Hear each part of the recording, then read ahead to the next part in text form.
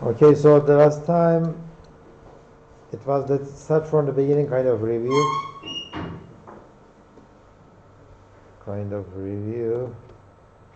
Okay. How is corner detection? We looked at the corner detection. We said that edges are nice, but they are not very distinctive. There are so many edges in the image. Using the images, maybe we cannot do object recognition, etc. So we need something more distinctive, something more special. So we said that we are going to detect corners. Corner means, the definition of the corner means, okay, it is this one. Okay, definition of the corner for us means, okay, let me go to, okay, a stable location, okay, that is very distinctive with respect to small variations in the position. That's the definition of the corner, especially for the Harris corner detector. We are looking for places like this, okay, like this. If you consider this window on this image, if I move this window anywhere, left, right, up, down, doesn't matter where you move it, its content changes, okay? I can say the same thing for this window. Anywhere you move this window, all you see is the black. This window is a little bit more special because if I move this window up and down, nothing changes. I see the same thing. But if I move in other directions, then I can see some changes. So we like to have a detector that can say it's a flat region, edge region, or the corner region. That's what we tried to do last time, and we call it a corner detector. And for this corner detector, we are trying to come up with this function, EUV. UV is the direction of the, or the displacement of the window, movement of the window amount. And for U and V 0, 0, of course we expect a 0 because we are not moving the window at all. If we keep moving around and if we form this function, this surface, we are going to see something like this. And we said that maybe, okay, we are not looking for these kind of UVs. This is kind of an edge. This is kind of a flat area, but we are looking for something like that. This is like a corner area. The center is very dark. The other sides are getting brighter. That's the corner detection by correlation. And the Harris corner detector does that. And we like to do the same thing using our mathematical ways of modeling it. Okay, we said that maybe use the Taylor series expansion approximation of this function. Every time I add a u and v to the indices of an image, I can approximate it this way. And if I plug this in our EUV function, I get this, and I get this special matrix. And don't forget about this matrix. We are going to look at this. Okay, this is the SE matrix. Take the derivative in the x direction and y direction. Take the squares in these diagonals and multiply them in this diagonal. And we say that find the special directions for this matrix. Okay, those special directions, which are the eigenvectors, those eigenvectors will tell you if there is a special direction. If there is, that will tell us the direction of the change. If there are no special directions, then there is this flat image region. If there is only one special direction, then there's an edge. If we have two, then that means that we have a corner. That's what we said last time, and that's what we call the Harris corner detector. So let me move fast, and you remember this picture, yeah? Okay. We talked about some eigenvalue problems. Okay, this is okay. If you didn't know what eigenvalue is for, or if you knew about it, but if you didn't know where we can use it, this is the meaning, geometric meaning of it. Okay, if this is my matrix A, And for this such matrix, if I can find such V's and lambdas, then that means that these V's are special for this matrix. Okay? If I consider this matrix as a transformation matrix, that is doing rotation and scaling and that kind of stuff, this matrix cannot change the direction of this vector. Okay? This matrix cannot change the direction of this vector. It can't do anything. So for this matrix, for this transformation matrix, these directions are unique. These directions are special. Okay? And for our matrix, that sigma matrix, I am doing the same thing, and I am finding those vectors, and those vectors are special if we have such vectors. Okay, we talked about those, and at the end we came up with this algorithm. Okay, algorithm is given an image, take 7 by 7 or 11 by 11 regions and calculate this matrix for each region, and calculate the lambda values, the eigenvalues for those. Okay, and after you calculate the eigenvalues, calculate the C value. Okay, if I have a flat region, those lambdas will be very close to 0. So this will be 0 times 0 and minus alpha times the addition of those two small numbers. So what you are going to get is very small value, okay, because lambdas are very, very small. When you multiply them, the numbers will be very, very small. That's why if the lambdas are small, C is going to be small. In that case, it's going to be a flat region. Okay, good. If lambdas, one of the lambdas is large and the other one is small, okay, one of them is, both lambdas has to be greater than 0 because of the eigenvalue properties. If one of them is large, the other one is small, then this part will be larger than that part, or one of them is really close to 0, maybe 0. This part will be 0. This part will be positive, of course. So C will be less than 0. In that case, I would say it's an edge. If C is sufficiently large, in this case, we will call it a corner. Okay, that's what we said last time. So we like a Harris corner detector, and for a given image like this, this is what we have found. These are the corner positions. Maybe I should erase my markings on it. Okay, these are the corner positions, and in fact I am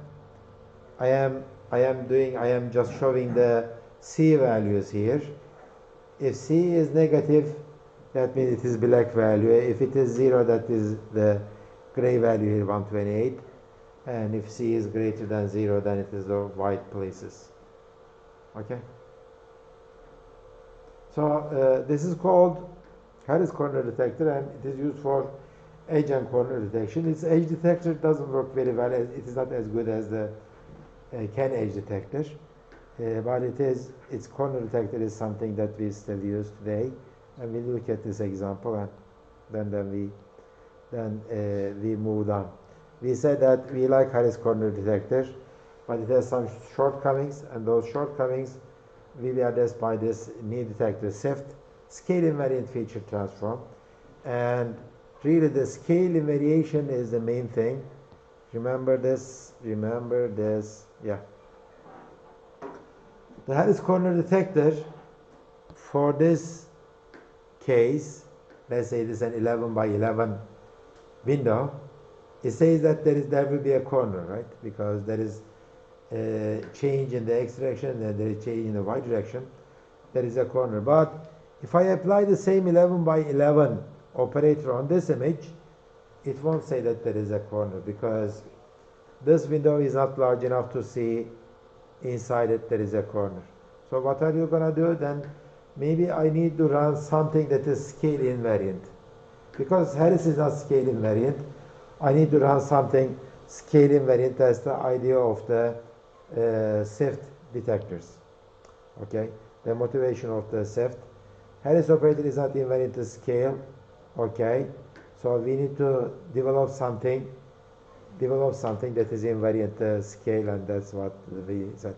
Oh, and one useful output of the Harris is the descriptor. Okay.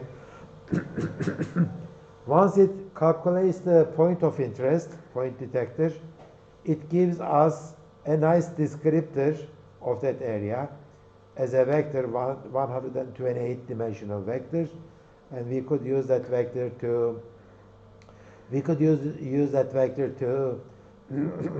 to match between the points, and that would be a very useful thing. And in fact, the descriptor part is the most widely used part of the SIFT detectors. By the way, SIFT is this guy, David Lowe, Canadian guy.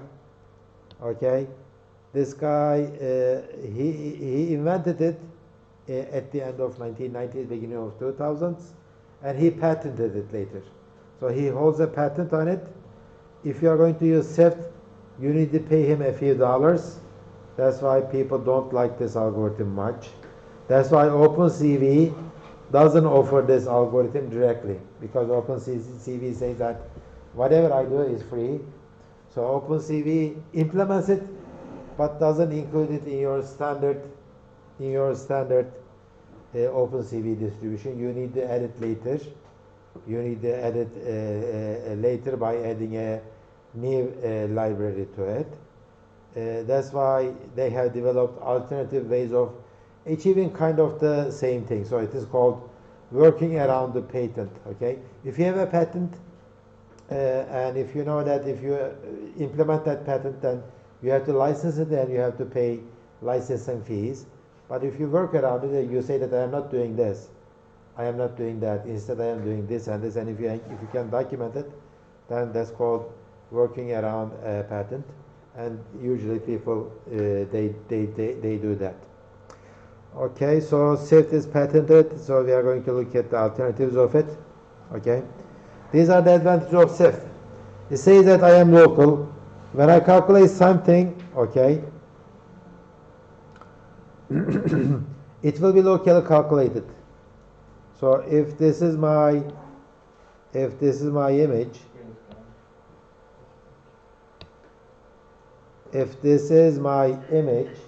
okay, I am only looking at this part of the image to calculate the SIFT point, or this or that or that. Okay, so it is local. It doesn't look at the whole image, so which makes it fast, like Harris corner detector, and it is local. But it says something like that. It is robust to occlusion and clutter. What does that mean? The fact that it is local, it has local features, makes it robust to occlusion. What is occlusion? Darkness. Yeah. Darkness. If in an image it is dark, a little bit dark from the light. No, it is. Well, we are not talking about. You are saying that it is robust against lighting differences. Yeah. No, it is not lighting. It is occlusion. Occlusion is this. Occlusion is this. Remember this cow or giraffe or whatever it is. I don't know. I am running this Harris corner detector on this one, and I get many points out of it. If I occlude this part, if I cut this part out, okay, of course I won't be able to detect any points on this part, right? But I can still work on the other parts. So this part is gone, this part is gone, different color. Here this part is gone, it is all gone. I can see it is occluded, but the rest of the animal is available for me to work on. So it is robust against occlusion means that it doesn't work on the whole image, but it works on the parts of the image. So that's something nice. Well, we had the same feature with the Harris corner detector too. That's good. Distinctive, okay. Individual features can be matched to a large database of objects. It says that I found a point and I'm going to produce here 128 dimensional vector to it, and you can use this vector to match to other objects. That's good. This is distinctive. Quantity, I can bring you lots of features, lots of points from a given image. So I am not going to give you one or two, I am going to give you many, many of them. It is efficient, it can run very, very fast, and it is extensible, can be easily extended to a wide range of differing feature types. Okay, so each adding robustness to the system. So these are the main steps of SIFT. I think we looked at the first one last time, and we are going to check them one by one. First, that's the main idea of the SIFT, scale independence. Okay, I mean, I am going to find that feature. If it's a small feature or large feature, I am going to find it. And next time when I see it, doesn't matter if I see it in a small version or large version, I am going to find it. Once I find it, okay, I am going to find its position in both X and Y, also in scale 2. That's the key point localization. And then I am going to tell you the orientation of the feature. Okay, I am going to give you this, what degree this orientation is in, so that I can normalize it later. And finally, I will give you 128 dimensional vector that describes this point. Okay, so 4 steps. Let's look at the first one. As we said before last time, scale, space, extrema detection. Okay, our images are just 2-dimensional. I am going to add another dimension to this image. Okay, given an XY image. That's the 3rd dimension shown by the sigma. I will smooth this image, okay, with the sigma value, and I will put this image on top of it, and I will smooth this again, another image. Where is this going to go? It's going to go to, what do you think that at the top of this space? At the top of this space I have this. This is the largest sigma. What kind of image would this be? If I keep applying the Gaussian filter to an image, what will I get? Really blurry image. What? Really blurry. Very blurry. What do you mean by very blurry? What is the ultimate blurriest image? All details, all edges. So what is the ultimate image that doesn't contain an edge? Yes. I wouldn't expect pure black because I have some intensity, right? You would expect a constant image that does not have any variations. It is just 128, all the values. Okay, so this is you cannot have any image that doesn't have any details. Okay, so this is the most detailless, smoothest image that you can have, a constant image, right? So if I move up, all the way up, I can get that. So usually we don't go to that extreme, but that's what the sigma does. So when you go up, you are getting this. So this is called the scale space. Okay, this is called the scale space. It has been used a lot by other people, and in this case we are going to use it too.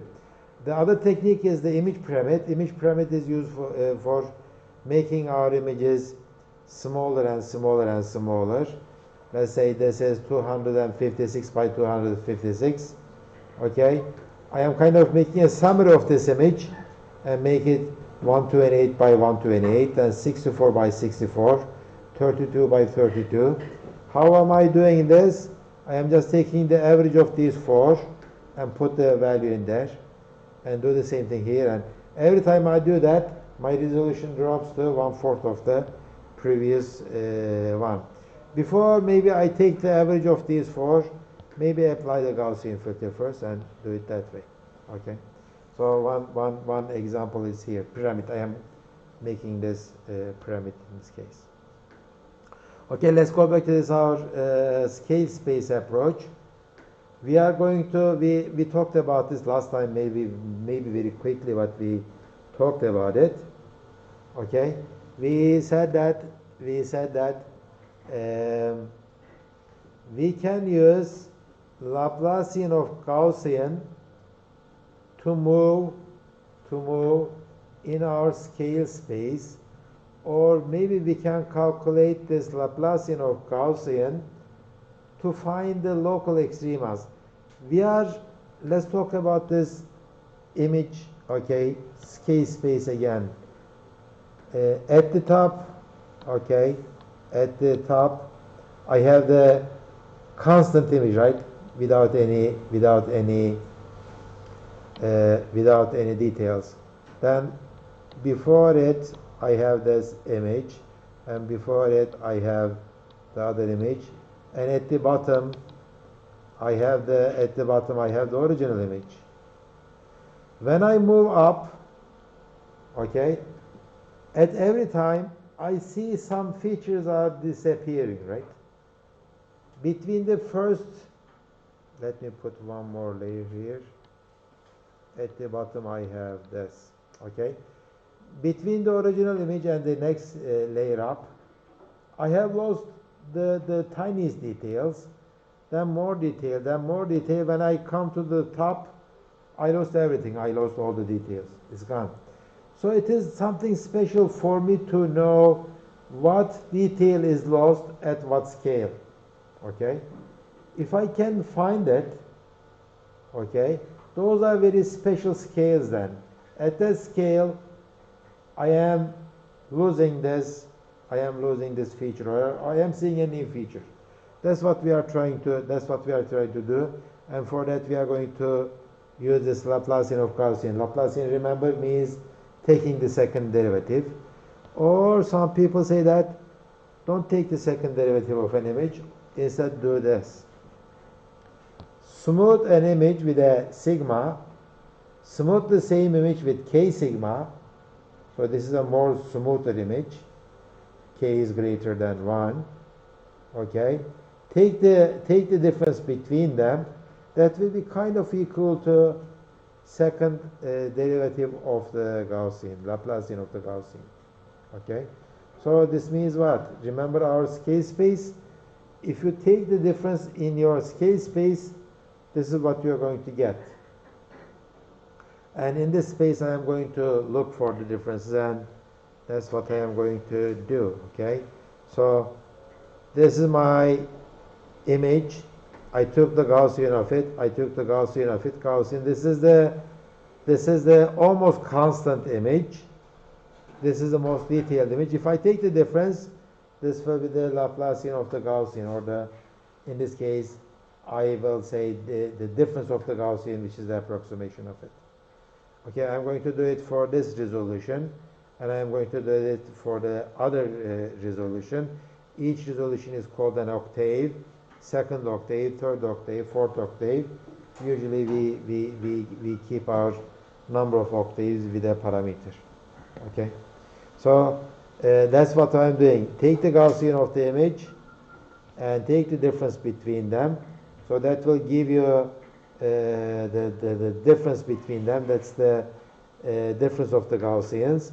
And inside this image, do this search. For each point, compare it, all the points around it. So I'm going to compare this with 1, 2, 3, 4, 5, 6, 7, 8 neighbors in this scale. Also my neighbor scales. 9 numbers here and 9 numbers there too. So 9 plus 8, 26 numbers. I am going to compare it with these 26 numbers. Okay. If I am larger than all of them, or if I am smaller from all of them, okay, then I am a special point. I am a special point. You can trust me that I can show this distinctiveness in other places where you see me. Okay, I am a special point, and the nice thing is that I know my scale too. My scale is lambda 1, sigma 1, sorry. Okay, so now you know my location. I am this point, xy point. Now you my scale. Okay, SIFT is scale variant because it finds the scales of the points that I like to find. Harris corner detector just finds the x and y positions of corners.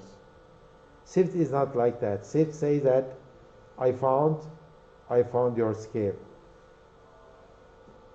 Okay, that's how the scale is found with SIFT. Okay, that's called key point localization. And people did some experiments saying that, okay, how many scales maybe should I do? How many octaves should I have? They say that, okay, 1 octave, 2 octaves, 3 octaves, and they did all these experiments. Are they repeatable? Can I find the same number of points, those feature points, and etc.? And it looks like it doesn't do very well after the scale number 4 or 5. So they say that 3 is good. Okay, so maybe I should just look at just 3 scales. So remember this, I was saying that do this 1, 2, 3, 4, 5, 6, 7, whatever. They say that 3 is good enough. 3 is good enough. Okay, because more scales means that more CPU time. We don't like more CPU times. That's one thing. The other one is, what sigma should I use? Okay, these are the sigma values. Initial sigma, then the sigma 1 is calculated 2 to the power 1 over s sigma 0, then 2 s sigma 0, etc. So it is just multiples of it. What is the initial sigma? For the initial sigma, they run this experiment and they say that 1.6 is good enough. So they made it 1.6 initial value of the sigma. Okay, so we kind of make that decision on our number of scale levels, also the sigma value. Okay, so once the key point candidate is found, okay, I know the scale, I know the location, and I know the actually, by looking at the corner values, Harris corner values of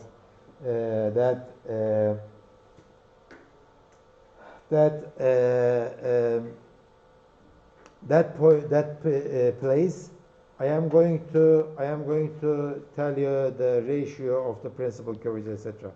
Let's look at this actually. We remember these. I know I have detected this point. I said that there is a corner here. I know it's scale 2. Okay. At that scale, run my Harris corner detector operator. Okay. If it says that, well, I don't see any corners here, then that's not an interesting place. Just eliminate it. How do I do that? Okay. Remember this Harris. dxx, dyy, xy, yx. Okay. So if I add these two, this is kind of a shortcut way of calculating your lambda 1, lambda 2 values, right? That's what you do.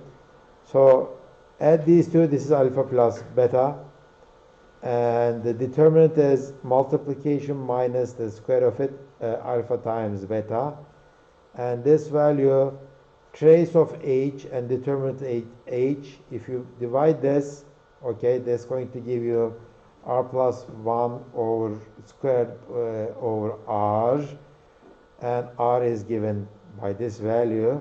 So this is a special thing, okay?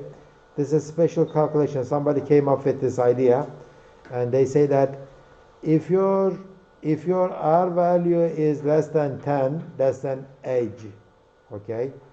If it is not less than 10, then you can take it as a corner, okay? So instead of calculating those lambdas and making that decision, remember the C value, it is using a different kind of a C calculation. Okay, so that's how we reject flats and the edges. You might say that, well, this point must be a special point because it is very different from the neighbors in the same scale and the other scales. So it must be a corner. Well, it may not be a corner, it turns out. It might be a flat region too. It is because we did not define any threshold values on it. Smallest distinctive value might be flagged as a SIFT point. So I say that, okay, once you found it, let's test this, let's test its cornerness. If it is corner enough, then I'm going to take it. Otherwise, I will not take it. Okay, any questions so far? So far, what did I do? I detected the point, and I run my corner detector operator around it. Now I need to assign a orientation to it. Inside this image, I have run my SIFT operator on it. Okay, like that, and that SIFT operator said that okay, there is a feature, I found it. Okay. Remember what we said about the SIFT operator? It is orientation independent. It knows its orientation. So I need to assign some kind of orientation. Is this orientation like that, or like this, or like that? Okay. I don't know its orientation. So that if I know its orientation, next time I detect this feature in another image, let's say in another image, I detect the same feature here, and if its orientation is like that, I can change, make its orientation showing like upwards like that, and if the orientation is this, I can make it like this and match them together. Okay, so that's the orientation. But how am I going to do the orientation? Orientation is done this way. Okay. Create a histogram of local gradient directions at selected scale, whatever I have selected, and find the maximum of it. It's like this. It is like this. Let's say this 4x4 region. Okay. These are my directions. The gradient of the pixel of this direction is this way, and that way, that way, that way, that way. So there are a total of 16 pixels, right? And if I make a histogram of these 16s into 8 bins, how do okay? 180 degrees over 8. What is it? Is it like? Can you divide it? 180 over 8.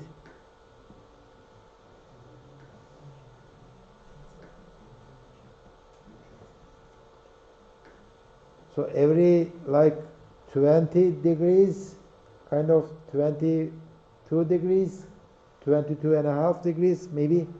So I am going to make this histogram. It will have 8 bins in it. Okay. So as you see, this 90 degrees, 1, 2, 3, 4. There are 4 90 degrees. Okay. So this is 0 degrees, this is 180, this must be then 90, this is 22 degrees, 44, 66, and 90, and 22, 100, and it goes that way. So for these 90 ones, 1, 2, 3, 4, this one will be 4. Okay. How about horizontal ones? 1, 2, 3, 4, 5, 6. Okay, it will be 6. Okay, I'm making a histogram, right? So if I make this histogram, okay, and after that I can say that according to this histogram, it looks like the dominant angle in this case is this bin. 180 bin. And how about this one is going to be this? How about this one is going to be this? So if I keep doing this for this part, 4x4, 4x4, 4 by 4 and 4 by 4, I am going to find one dominant angle, and it's going to be this angle in this case. It looks like for this 8 by 8 window, the dominant angle is this one shown by the red arrow. So that's my orientation. Yes? Do we ignore the magnitude of the angles or the arrows? Well, maybe we should not. That's a very good point. The question is, the gradient operator works for everybody. Even for a flat image, the gradient might be very, very, very, the magnitude might be very, very small, but there is an angle. It's a better idea to run very small threshold on this magnitude. And if it is larger than the small magnitude, then run this histogram thing. Yeah, that's a good idea. Otherwise, if you keep considering the gradient caused by the image noise, then you might be in trouble. Okay, so that's a good idea. Okay, so that's what the orientation does. Okay, you form this histogram of 8 bins, and you assign numbers to it, and whoever is the maximum, okay, this is the maximum. You say that I'm going to take it. If you have 2 peaks, okay, if you have 2 peaks, let's say this one and this one, then you are going to take 2. You are going to say that this window has 2 peaks, two orientations, and I'm going to use both of them. That's how the SIFT finds the orientation of each window. And this is one example. It says that, let's say I have an image like that, and I run all this information. Okay, initial key points, that is the scale the image, run our difference of Gaussians, and find those points. There are 832 examples in each of them. Okay, some of them are very, very large arrows in one direction, and the magnitude of the arrows comes from the magnitude of the gradients, of course. And then I eliminate what Bilal is saying, gradient threshold. Run a gradient threshold for all of them, and then the number drops to this. And after I eliminate based on the Harris corner detector results, I get this numbers. So this many numbers. So remember, one of the goals of the SIFT is say that I will give you lots of corners. I will give you lots of features, and it is doing whatever it has promised. It is giving me lots of features, actually, lots of points. Okay. So I have what? I have the location, I have the scale, and I have the orientation. I have all of those. Location comes from the scale space search. Scale comes from scale space search. Orientation I just have calculated. Now it is time to compute the descriptor. That's what we are going to do. The descriptor 128 dimensional vector to it. So this is basically what I am going to do. I get around that detected point, I get exactly the same thing. Okay, I say that divide those points into 4 regions, 4 by 4, 4 by 4, 4 by 4, and 4 by 4. For each region, calculate this histogram, orientation histogram.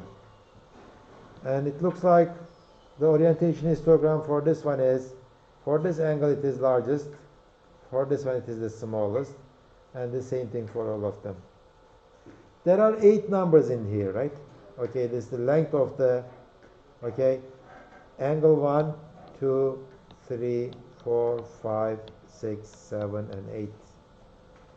The magnitude of each arrow is my number. So 8 number comes from here, 8 number comes from this, 8 and 8. So there are total of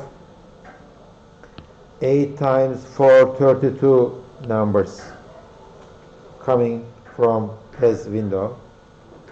And SIFT does this in 4 by 4 windows. So there are, see in this one it is 2 by 2. SIFT does it for 4 by 4. So 4 by 4 orientation histograms of 4 by 4 images. So that will be total of 32 times 4, and that will be 128. So in fact, the SIFT's definition of a feature point is the orientation histograms around the detected point. But before that, I need to reorient my image so that this dominant angle is pointing upwards. Okay, so that's the orientation normalization.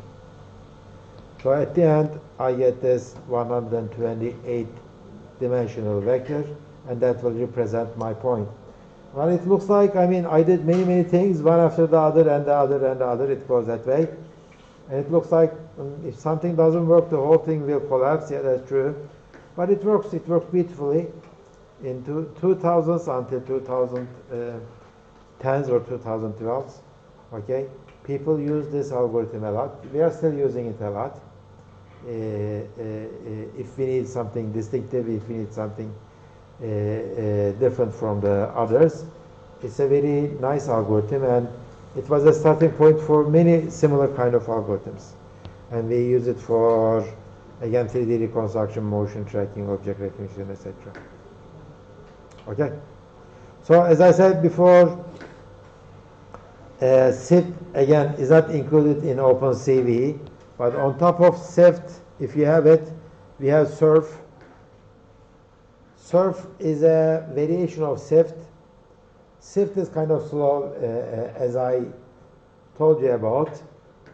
So SURF, they made it faster. Later they came up with an even faster, more faster version of SURF. It is fast, okay. SURF is not fast enough. Then they came up with this idea of brief. Brief says that why are we using floating point numbers to 128 floating point numbers to represent a point? Why don't we use binary representation of the points? So they showed that it is much faster, and recognition rate is better too. It's called brief. But still, these three are based on SIFT, which is patented. We don't like it. So open source community, they get together and they said that let's design a feature detector like SIFT, but it should be free. And they call it ORB, oriented fast and rotated brief. Okay, it is both fast, and it is recognition rate is high, and it is completely free. Okay, it's called ORB. And then on top of it, OpenCV offers lots of matching functions like the Flam matcher or the brute force matcher. Let's say you have two images, image number 1 and image number 2. You detected your orb features. Here an orb feature is there. There are many of them. Which one corresponds to which? I don't know. Okay. So OpenCV gives you a number of functions to match these. One of them is the Flan matcher. Can I click on it? Okay, maybe I should just type it.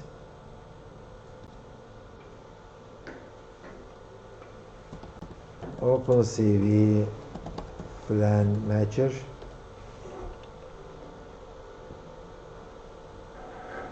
Okay, I hope it's good enough. So this Flan matcher, can I see? Okay, good. See, I have this image. I have detected orb points on it. Okay, this is kind of a what? This is like a box of a cookie. Yeah, a cookie box. I detected the orb points. Then I put that object in the while, and I took an image of it, and the filan matcher here in this case found all these matchings. Okay, this point matches to this point matches to this point matches to this point, and etc. So I found it. So I'm kind of doing the object recognition, right? I mean, if I have enough number of matching points in this one, I can say that I have seen this image. Okay, so as you see, the scene is cluttered and the object is occluded. Still, I can find it, and I can do it in this simple form. Let's see. I read the image first, second image, two images, and then a surf. Okay, a surf detector, and I am calculating my features, detect and compute, detect and compute, and then I am preparing my matcher, okay, filan based matcher. I put all these points inside this one. I am using this KNN match with the filan matcher, and after that I see if the match score is less than something, right? Is that what's happening? What's this? Filter matches using the Lowe's ratio. Okay, it's the Lowe's ratio test. What's the ratio trash? Ratio trash is this much. Okay. If the distance is less than that one, so these are the good matches, then I am just throwing them. Okay. So for this one, I am using this filan matcher, but I don't remember this KNN match. Okay, with the KNN match, where did it go? It was at the beginning. Okay, so matchers, BF matcher. BF matcher is the brute force matcher. Okay, it tries everything with everything. So whatever it gives is the optimal one, but it is slow. Filan matcher is different. Filan matcher is kind of, it starts with an idea, so it starts with an initial one, and it moves it around to make it better and better and better. If it is stuck with the local minima, then it is stuck. Otherwise, it finds a good match. So OpenCV gives us all these capabilities to give you the match. Once you have the matches between two images, then you can run the homography estimation routines of OpenCV. And once you have the homography, now you have the parameterized matching of two images. That would be a nice thing. Okay, that's it about our SIFT and Harris corner feature detectors. Any questions? Yes. When I was trying to look up something about SIFT in the YouTube, I heard something like ransack to select features. Do we talk about something like that, or did we talk? You heard about what? Ransack for feature selection, corner selection. RANSAC. You mean this? Spell it again. What? Or RANSAC.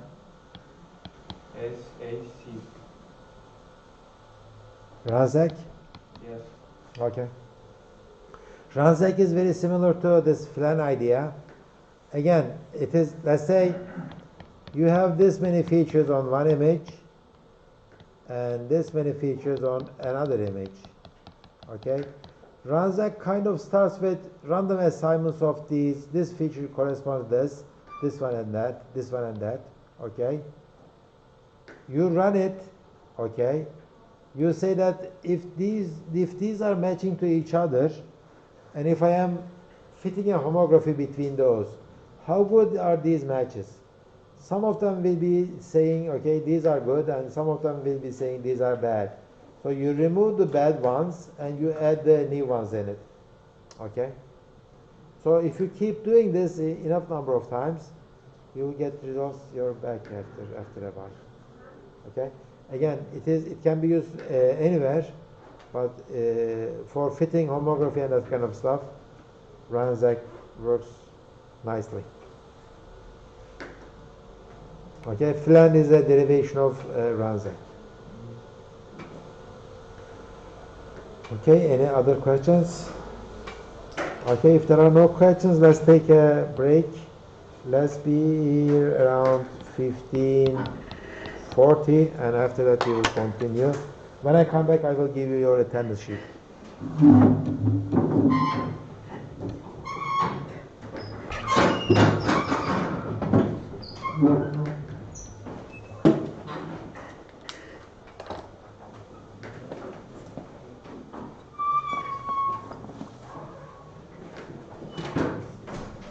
Anahtar mı?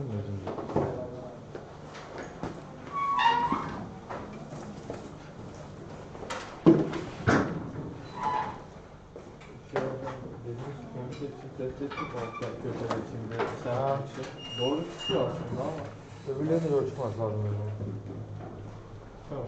Bir daha bak, bir daha sonuçları da Tamam. koordinatları gönder. Burada böyleyken burada buraya geliyor. Tamam hocam. X ile Y'yi karıştırıyor olabilirsin. X ile Y'yi ters yapıyor olabilirsin.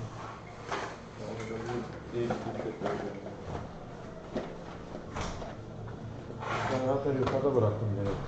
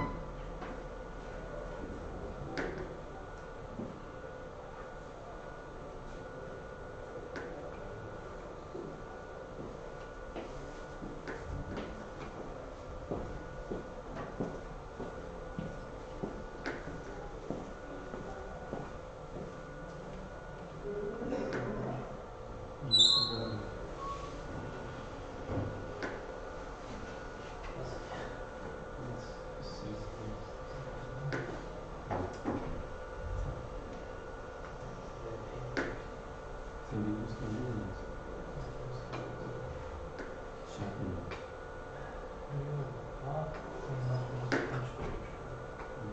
Ben de şey yapmak istiyorum. Sözlenmişsin. Gösteriyor.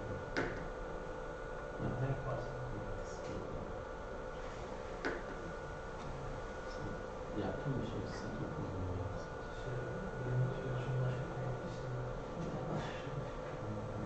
Zaten var 8 yıl önce. Ben güveni verdim.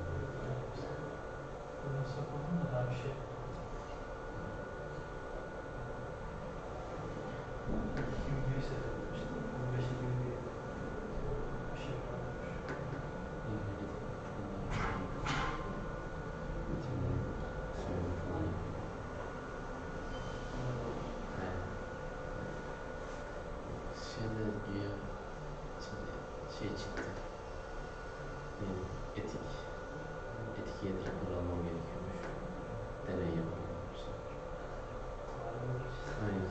Şey onlar falan yapacağım. Her türlü ulaşıyorum.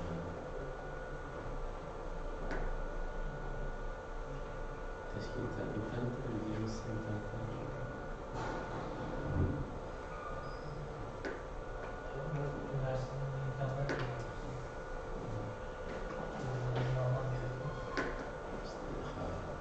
Aslında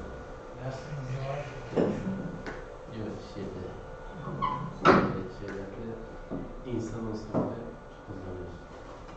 Yani insan olsa bile ne yapıyorsun? Bilgiler tanımlandır. Acaba bir şey, psikolojik. Yani anket bunlar için bunu gerekiyormuş. Bir şey yapacağım da bunu değil lan. Sadece böyle bir video çekeceğim yani.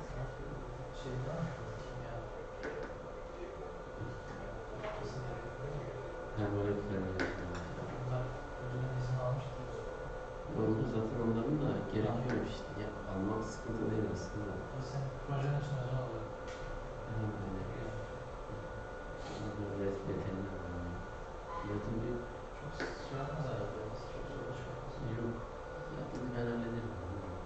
Kutu yaptıracağım bir tane. Yaptın mı? O çok pahalı ya. Yaptığınızı. 750 lira istedim. Üzerinde bir saat boyunca 750 lira veriyor mu? Biraz falan. İşte akvaryumda canlıdan yaptığımız bir şeyler. Bunlar da var. Çok pahalı. Her şey çok.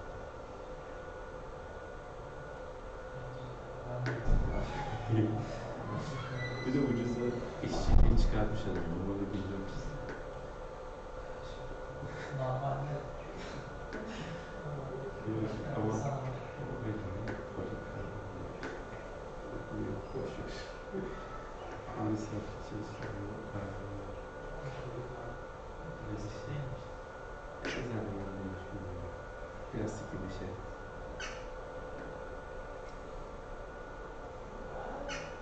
Yani bana kalsa yanımda karton kutuyu soruyorum da etik değilmiş. Böyle etik.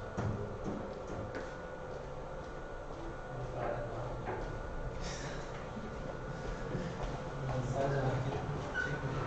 Yok, sadece videosu çekiyor. Bir şey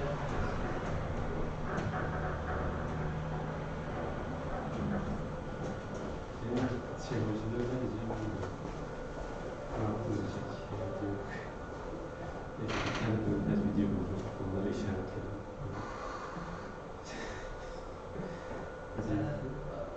algoritması falan hazır her şey. Evet. Sadece video eksik. Şeyi hazırladım. 2 tane model oluşturacağım.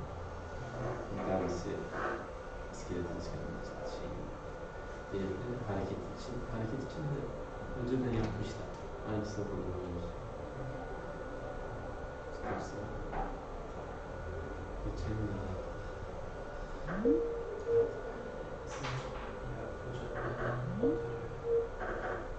Yok, bunu 2 kişi geçti be. O zaman 6 kişi yapıyoruz.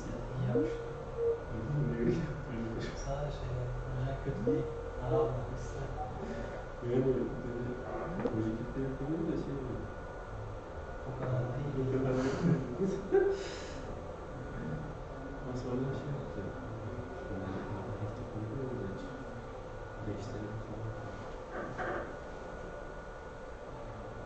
O şey, projenin teması yani yaptığın şeye ne olmuş?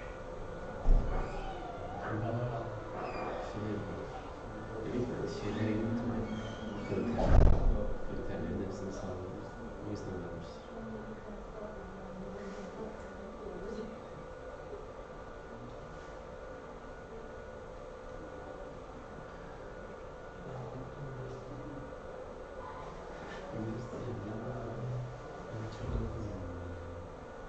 Sayıları şey işte. Hatırlamadım bir şey. Yani önceden imaj projesi. Çok güzel olursun. Bundan hiçbir şey anlamadım. Ben şartı falan işte. Şey ya çok. İnsan görsel bir şey yapıyor. Sayıları görünce. Evet evde işte. Baktın mı sen? Futbol sahasını falan. Bir tane şey oldu. Miler sınıfını yapacağız. Onu izler yaparım diye düşünüyorum. Var ya şey kullanıyorsun işte. İki tane şey kullanıyorsun. Bir tane fonksiyon.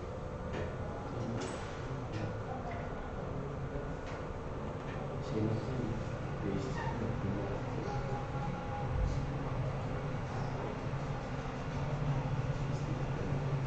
Zaten bizim kendi görüşürüz. Hatta bir tane şey var. Üzerinde istersin. Spor satımında şey yapıyor. Perspektiften çekilmiş şey var. Saha. Sonra oraya işaretliyor. Böyle bir sağlığına yapıyorsun. Yapmış yani. Baktım da sadece şey kullanmış. Yani iki tane fonksiyon kullanmış. Ama görseli nasıl şey yapalım. Şöyle yaptığım görseli nasıl yapacak? Nasıl yapacak?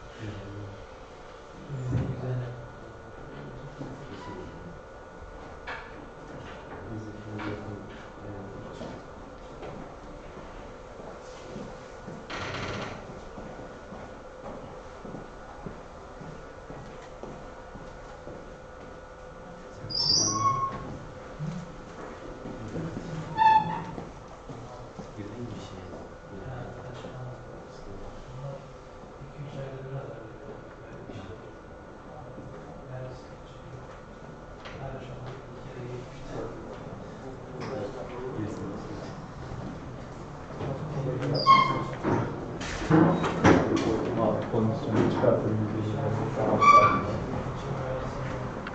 Sen de patlatabilirsin aslında. Zaten şey yap, çok öyle abartmadım. 5 kilometre falan.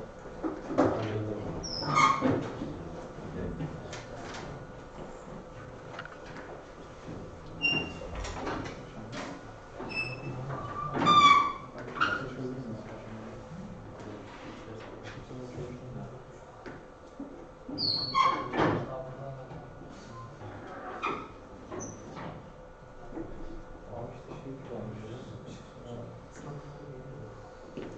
25 olması lazım. 24 zaten Computer Vision mi? 18. saniye mi? iyi sanırım ya. Erteledi. Onunla bir daha verdin mi? Ya biraz sonra gibi olması lazım. 25 değil.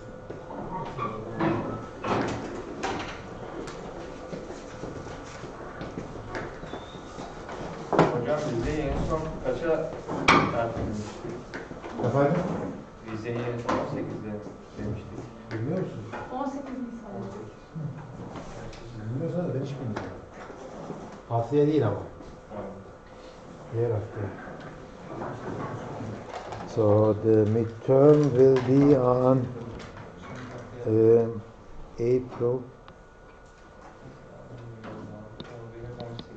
April 18th.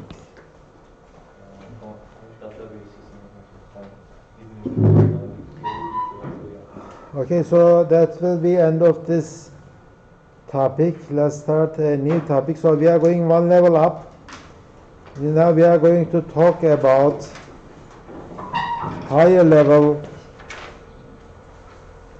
image features such as detecting lines and circles. Okay, let me open that up.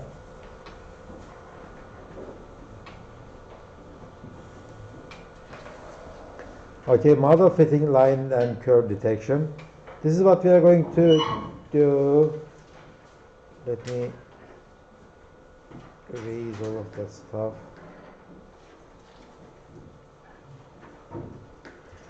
Okay, if this image is given, I like to detect the lines. Okay, the horizontal lines are the green ones and the vertical ones are the red ones, etc. And if I intersect these two lines, I will find the corner and etc. That would be a thing.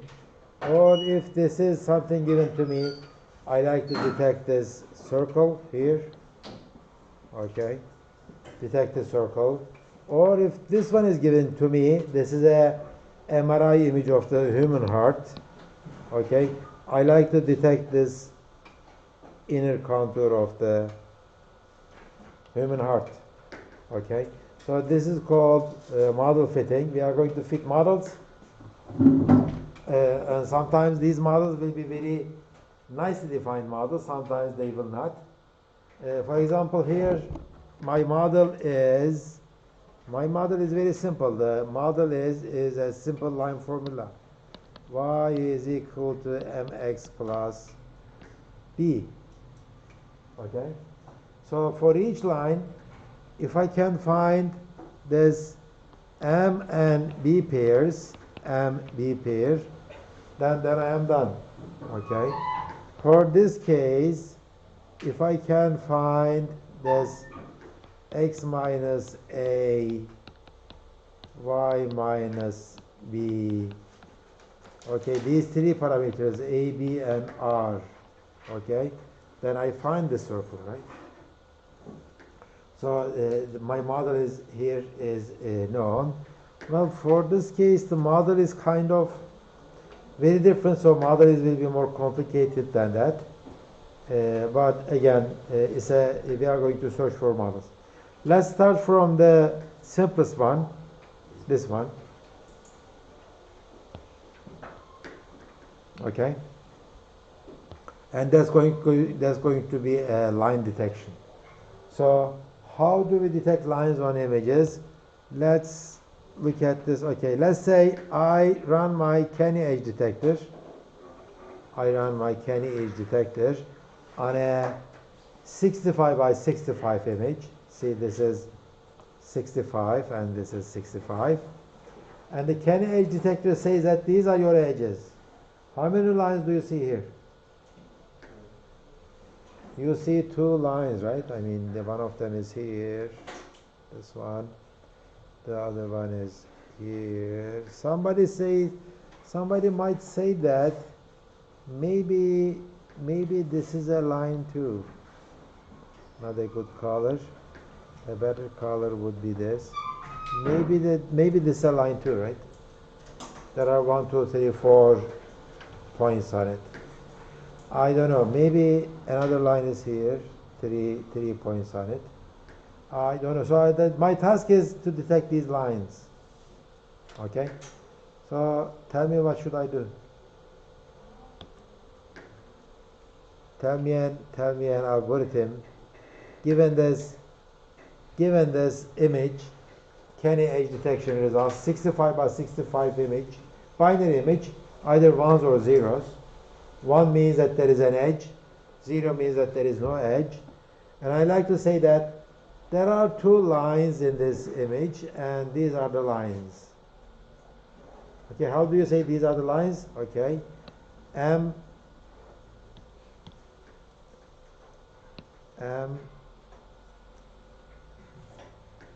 not working. My pen is not working. Okay, reboot the pen.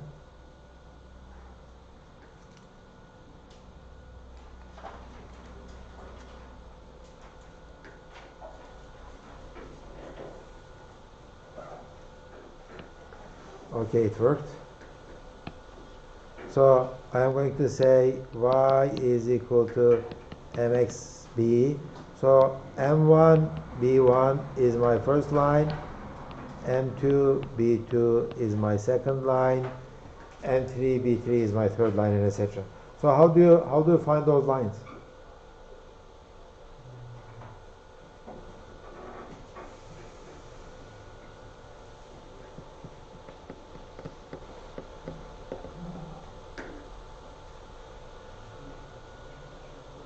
It is all age detected.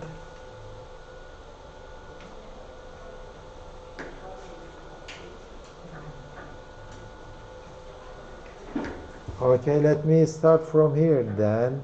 How about this line? How about this line? For this line that passes through both 0, 0 and 65, 65. Okay. So what is M and what is B? So 0 is equal to M 0 plus B. That's one thing. And 65 is equal to M 65 plus B. What is M and B in this case? B is 65. Is that no, B is 0 and M is 1 is okay. M1 B0 is that it? Yeah, it works, right? M is 1. Okay. 1 0 is for the blue line. Is the blue line a line in this image?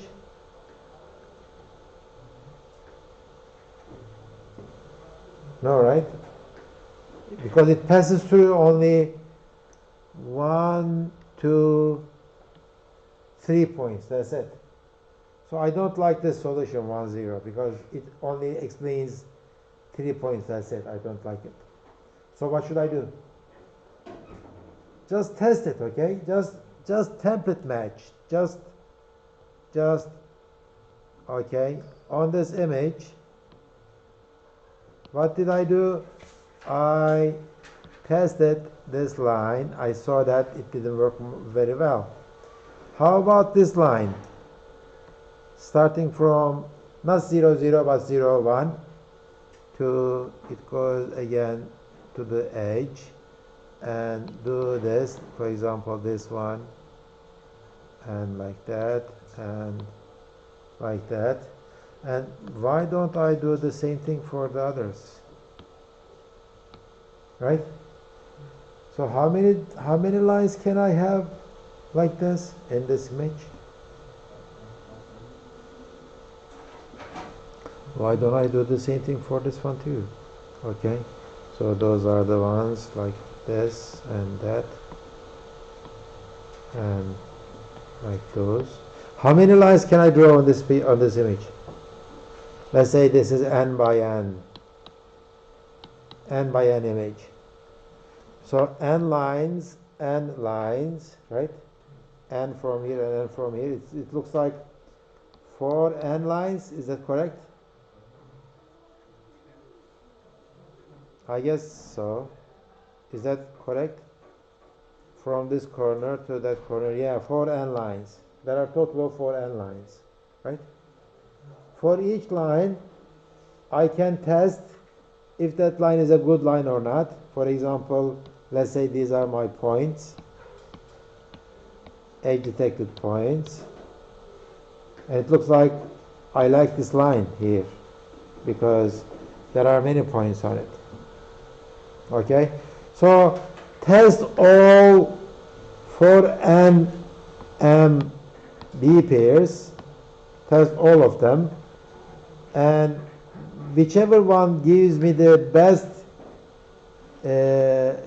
correspondence with the lines, with the points, then I'm going to say that, okay, these are the lines. This is called template matching. Okay, this is called template matching, and it's a kind of brute force line detection kind of algorithm. and it uses this. Well, you say that, okay, what is my model? My model is represented by just two numbers, m and b. Scan all m, b space and choose the one that produces the highest number of points on the lines. But the thing is that this is too expensive, okay? This is too expensive. What is okay? If it is 100 by 100 image, it will be 400 lines. For each line, I need to test if all the points are on that line or not, right? So 400 times point test. How many points do I have on this image? Maybe I will have 100 points on it. So it will be 40,000 point tests for the whole image. And 100 by 100 image is not a very large image. Usually we talk about the images of size 1000 by 1000 and etc. Right? So that's not a good idea. So give me another idea. This testing the lines is not a good idea because it is so expensive.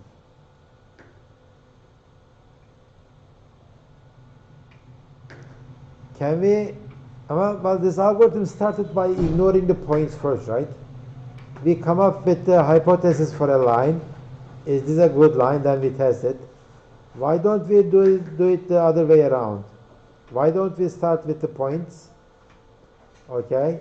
Why don't we start with the points and say how many lines can go through this line at this point and how many lines can go through this point and etc. So maybe we should do it this way. If these are my points,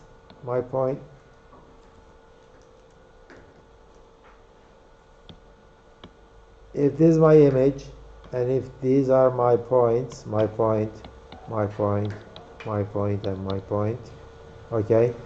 If I ask this point, okay, tell me the lines that can go through you, and it says that this one goes through me, this one goes through, this one goes through, and this one goes through, and this one goes through too, okay?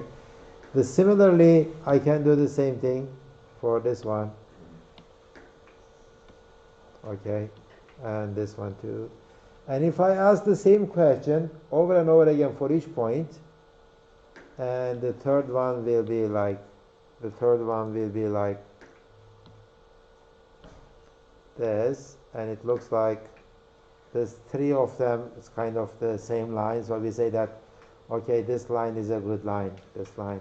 That's what we are going to do. And you might say that, well, is this less expensive than checking each point if it is on the line? It turns out, yes, we have a very nice way of doing this, which is called the Hough transform, and that's what we are going to do, okay?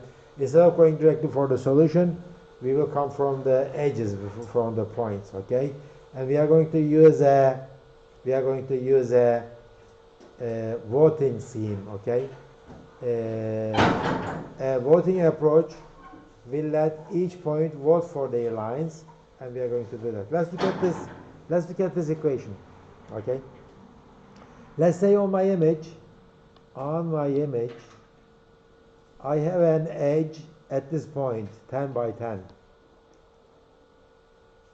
This point is 10 and 10. X is 10 and Y is 10. Okay? So if I put 10 here, M 10 plus N. What do you see? What is this?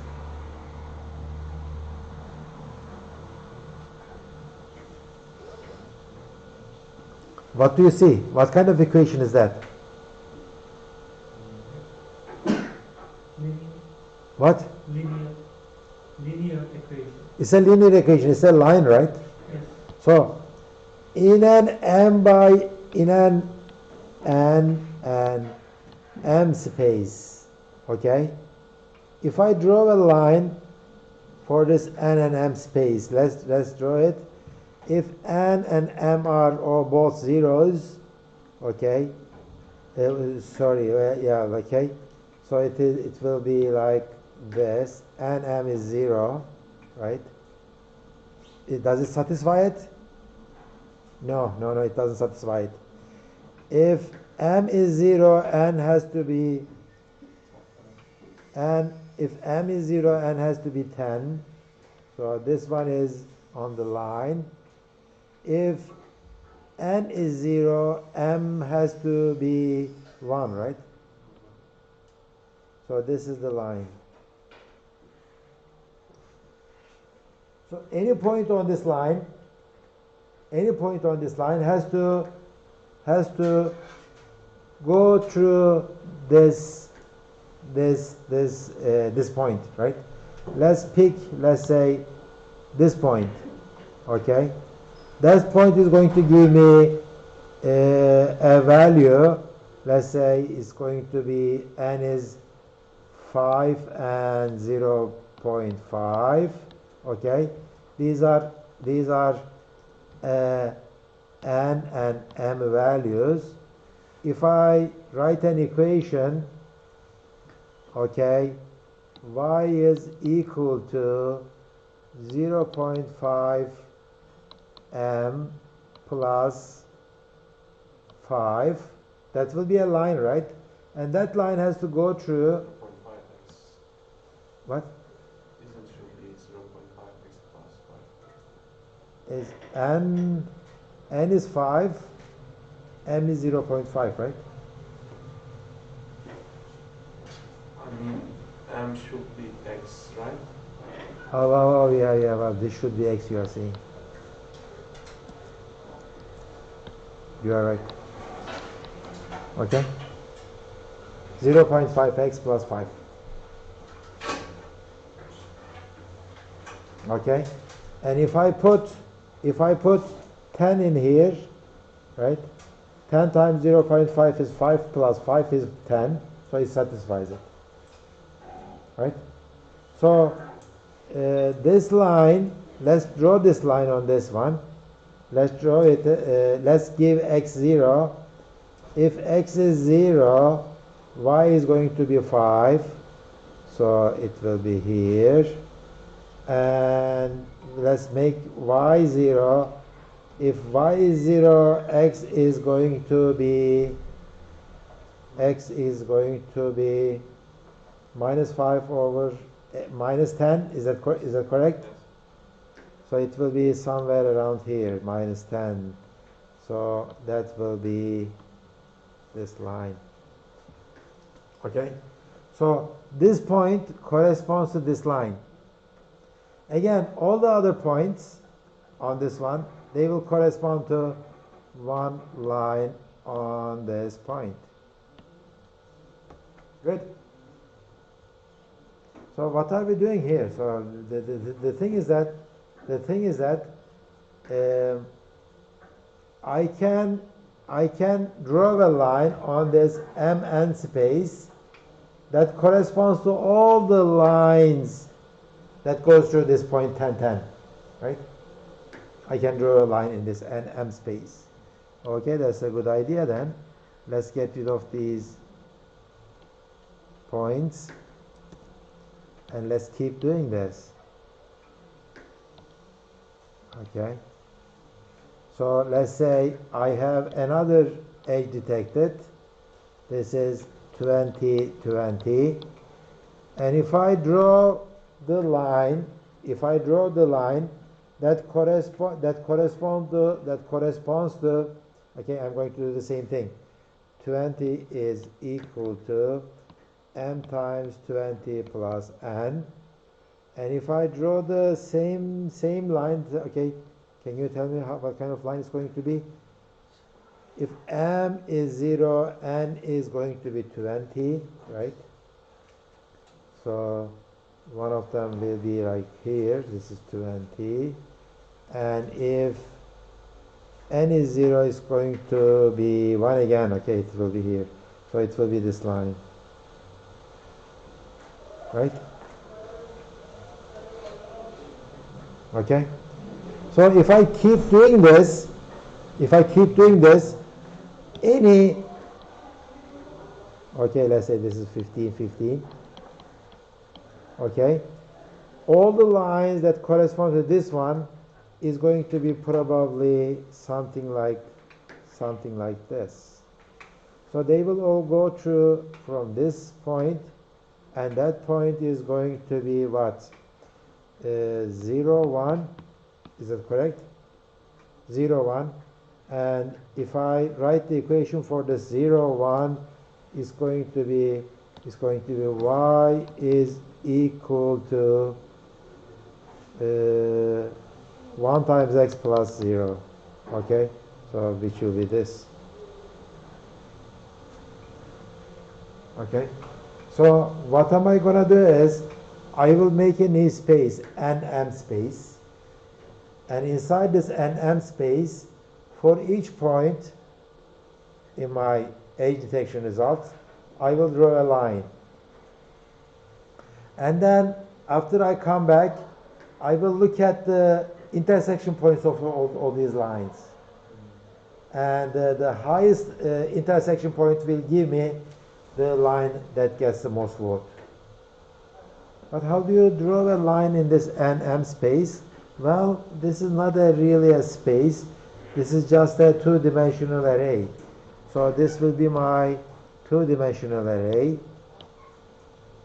Okay, this is m dimension and n dimension. Okay, initially its values are all 0. If I draw a line on it, let's say I'm drawing this line, what am I going to do is that I will make this 1, this is 1, 1, 1, 1, 1, these are all 1s, I will increment them, right? And if I draw another line, I will increment these values, but when I come here it will be 2, right? 1, 1, 1. And if I do this again, 1 and 2, and this one is 3. Let me try to write it better. So this will be 3, and this will be 2, and 1, and 1. It goes that way, right? So it's a voting space. I am voting for nm positions in that voting space. Drawing lines mean that, okay, on this line, I am incrementing all the values underneath. And when I come back and when I search this image, I find the highest number. That highest number will give me the one that takes the highest vote. Okay, so that will be our voting space, and this is called line detection by Hough transform or Hough voting, and that will be the basic idea. So basically that's it. This is my XY space, our regular XY space. I detected 2 points, point 1 and point 2. This one will represent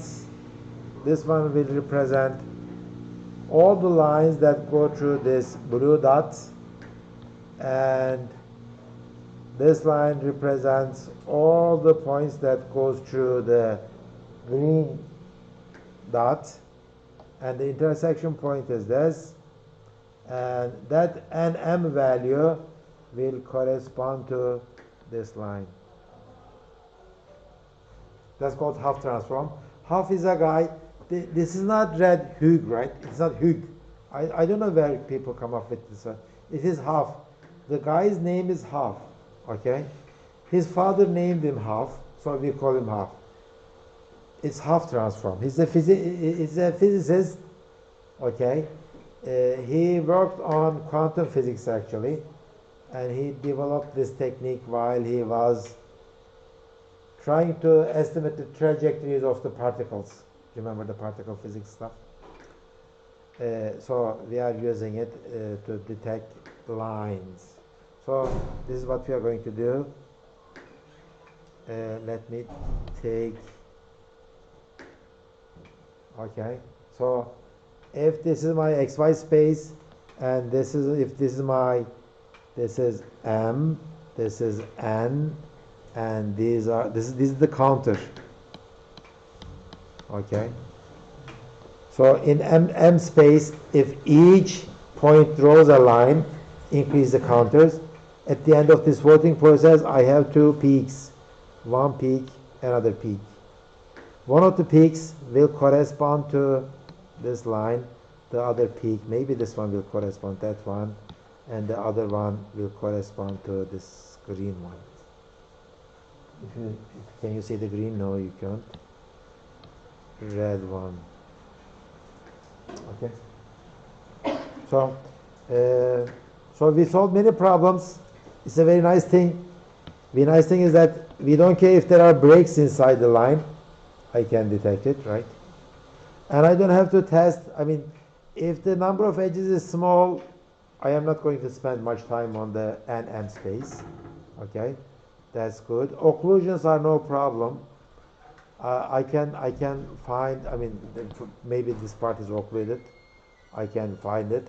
Noise is no problem. These are from the noise, right? I can handle noise. I mean, of course, each noise point will add some vote to the voting space, but I will ignore them. Those places will not get much vote. Okay, we solved many problems, but some other problems remain. Well, I mean, this is not a regular space. This is my accumulator, two-dimensional array, okay? My two-dimensional array, it has to be finite. So what is the minimum value of m and what is the maximum value of m? Where should I start my m from? Remember this from your middle school years? When m is 0, y is constant, right? When m is 0, y is constant. I know that. When m is 1, it is just a diagonal line, and etc. We know that. But m grows and grows, and what is the upper limit for m? For the slope? Plus infinity, right? What is the lower limit? It is the minus infinity. So when m is plus infinity and minus infinity, so this m value can change very widely. It can change from minus infinity to plus infinity. But in my voting space, I cannot have plus infinity and minus infinity, right? Most of the values of m, okay, if this is my space,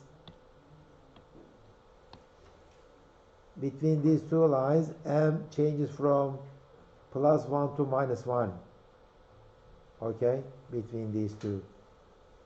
And the rest, it changes from plus 1 to plus infinity, minus 1 to minus infinity. So the space is not uniform either. So I mean, to be able to vote in this space, things are kind of difficult to deal with in computer science. I mean, in mathematics on paper it is fine, but when you try to program it, it's not going to be good. So let's find a solution for this. What would be your solution? Voting idea is nice, but voting space turned out to be not that easily implementable. Can we select 2 points and draw a line? How do you select 2 points out of 100 points? If I selected these two, so we can't do I mean, what you're doing is template matching by trying the possible ones. It might do something, but we cannot give any guarantees on it.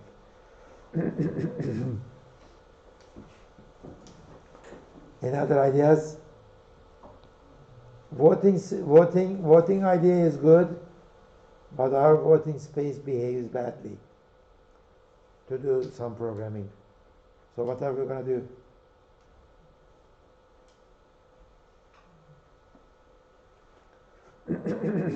If you cannot take the integral of something, what would you do? It is difficult to take some integral. we change spaces, right? We switch from our regular Cartesian space to polar space. That's what we are going to do, okay? We will represent our lines using rho theta parameters, okay? I can represent line in two ways, okay? One is MB parameter, right? Slope and B. The other one is rho and theta. If this is my line, I can represent this line by this line segment. This line segment is the shortest line segments that connects this line to the origin. Okay, that's rho. And the angle of that line segment is the theta. So theta and rho is my new parameter. Theta, rho is my new two parameter system for the line. Okay, any line any line can be represented using this notation. Tell me like if this is my space, okay, tell me the theta rho parameters of this green line. This is 0, 0. Theta is going to be what? Theta is 0, right? Because it's a 0. So whatever this R is going to be my rho. Right? It's not that difficult. And any line that goes through the origin, its rho is going to be 0, right? And theta is going to be whatever angle it is doing. Good. So it's nice. But why did you switch to this space? We switched to this space because this rho theta space, it is much well behaved. Why? Because theta can change from 0 to 180, right? Not from minus infinity to plus infinity.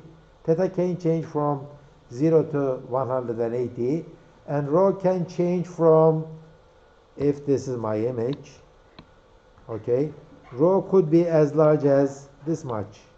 So if it is M and N, it could be as much this, right? Rho could be rho could be from 0 to this number. Theta is from 0 to pi.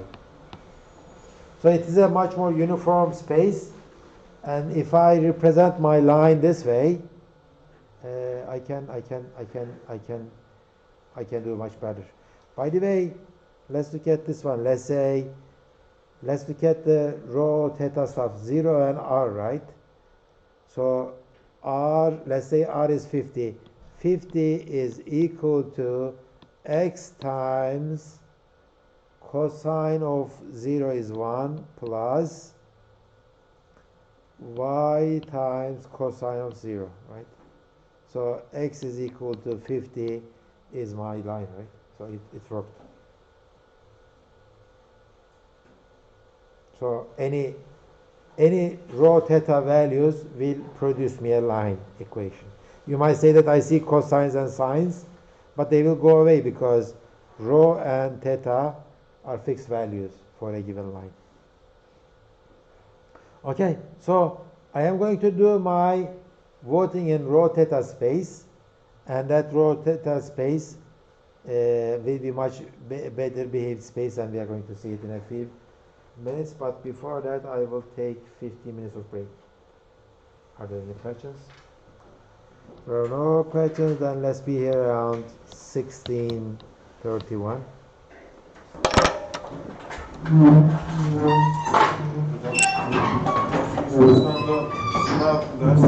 Saatinde burada mı olacak? Evet. Senin bir saat şey mi var? Bir saat geç başlayabiliriz. Sınava. Onu gelecek hafta konuşalım arkadaşlar, tamam mı?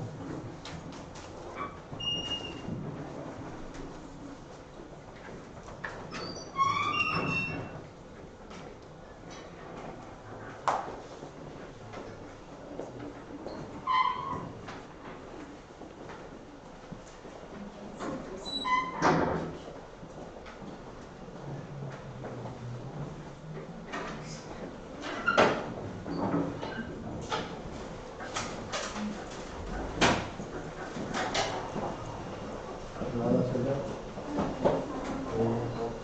nasıl gidiyor?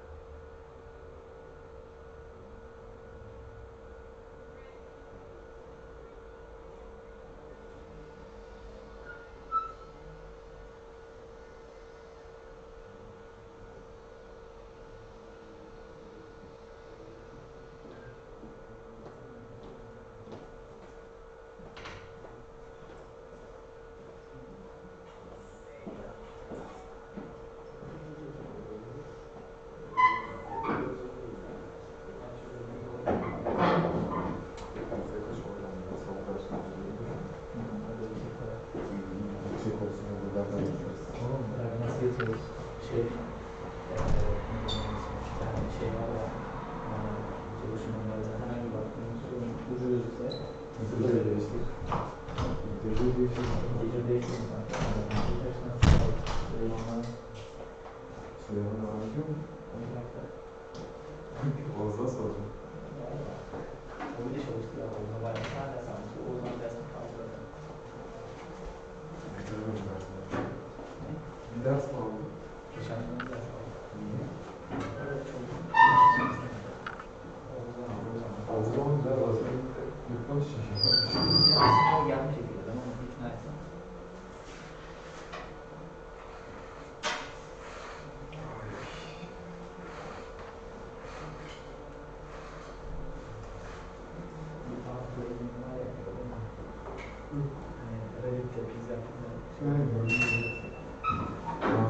Sabah baktım, Fransa'ya sallamıştım. Fransa'ya baktım, işte rutin yaptım.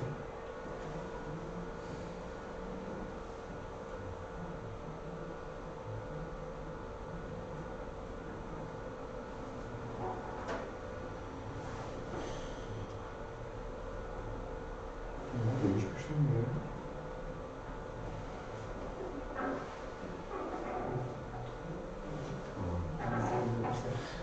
Herhalde bakıyorum, baksana. Bunlar Fransız şeyleri.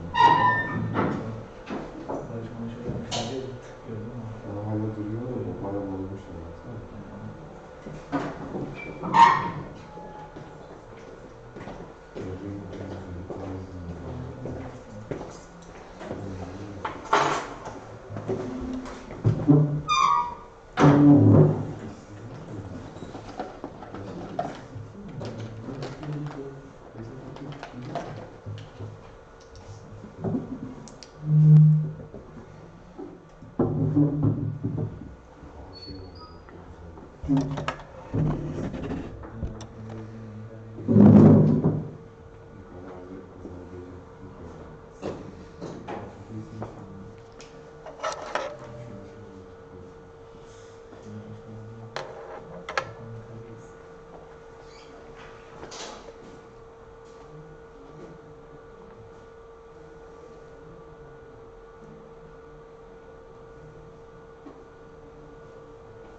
Nerede millet ya?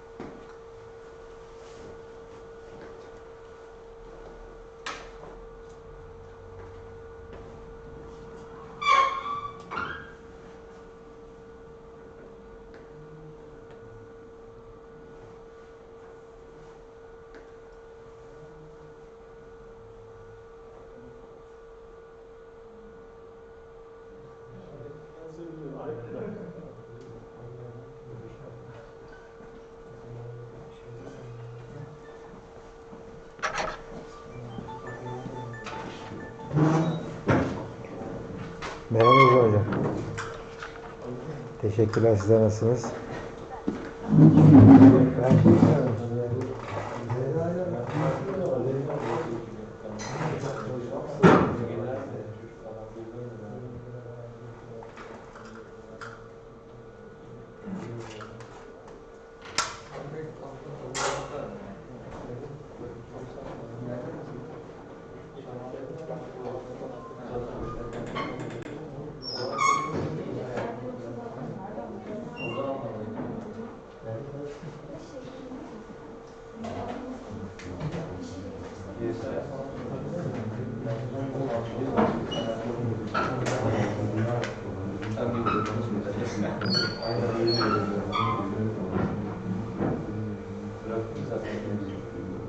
Çünkü öyle çalışmalar eksperimentleri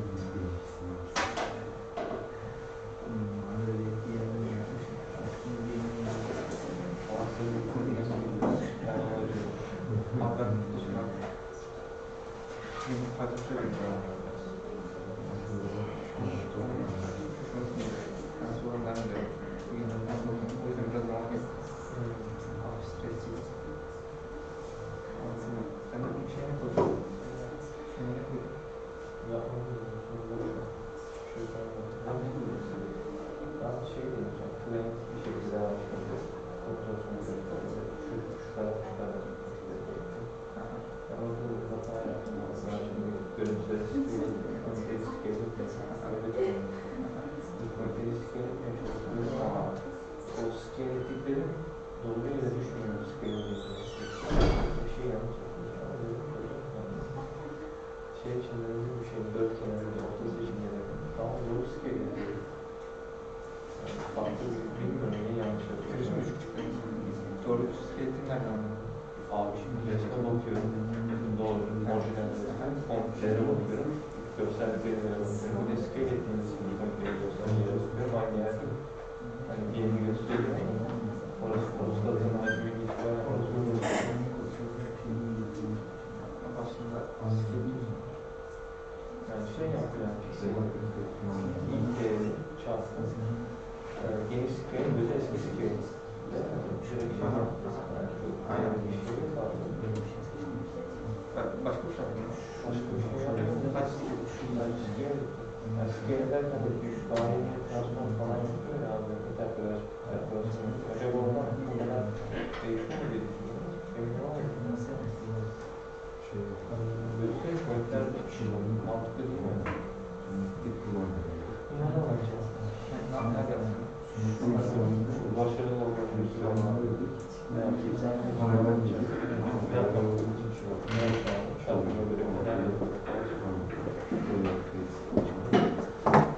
Okay, so our half-line transformation algorithm, half-line detection algorithm, is something like this. It seems crowded, but it is not actually. It says that start with a binary image, M and N binary image. This is our M and N, M columns and N rows. A binary image. This is our input image. As you remember, it is edge detected. Okay, these are our points.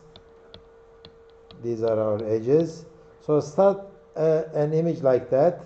Okay, and it's called E. Okay, and we will have two arrays. One is the row array and the other one is the theta array. This is our row array. This will keep our row values in it, and this will be our theta array. So the number of elements inside this array will change, but it will be our discretized intervals. The theta will change from 0 to 2 pi, and rho will change from 0 to, if you remember, n square plus m square root of this value. How many of them in there and how many of them in there depends on our resolution calculations or resolution stuff. So there are R elements in it and there are T elements in these two arrays. Okay, that's what it says.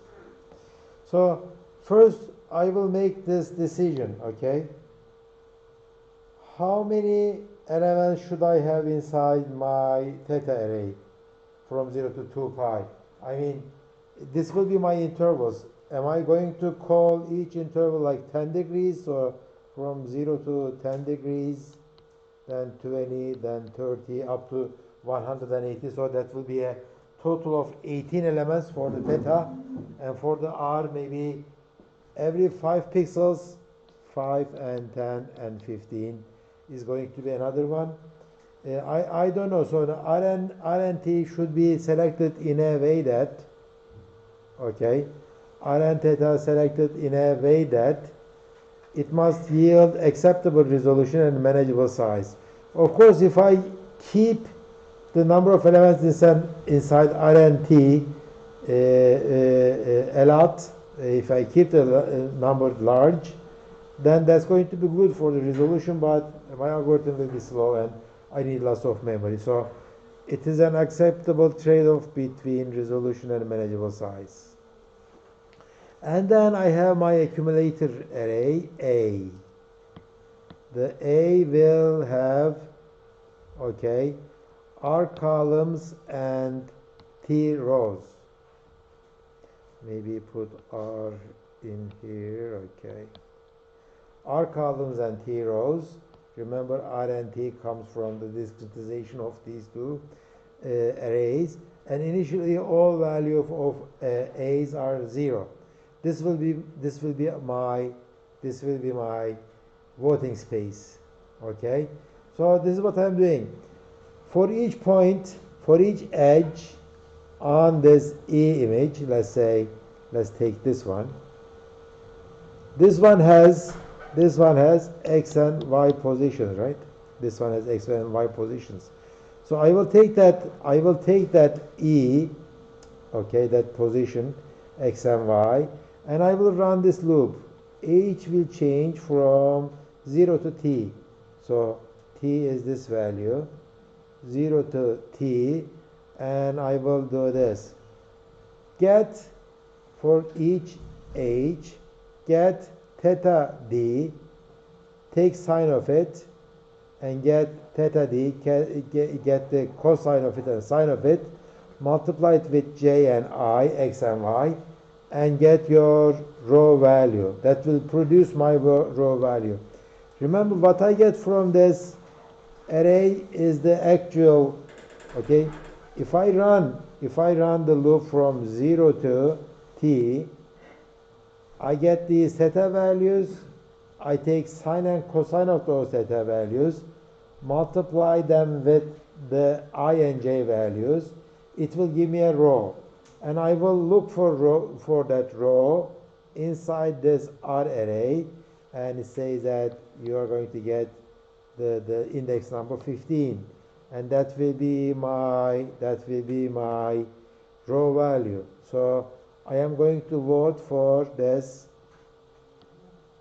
space inside this H and row at that position. I am going to say that, okay. I am going to increment your value by 1, and I will do this for all the H values. Each H will give me a row, and I will increment it 1 by 1.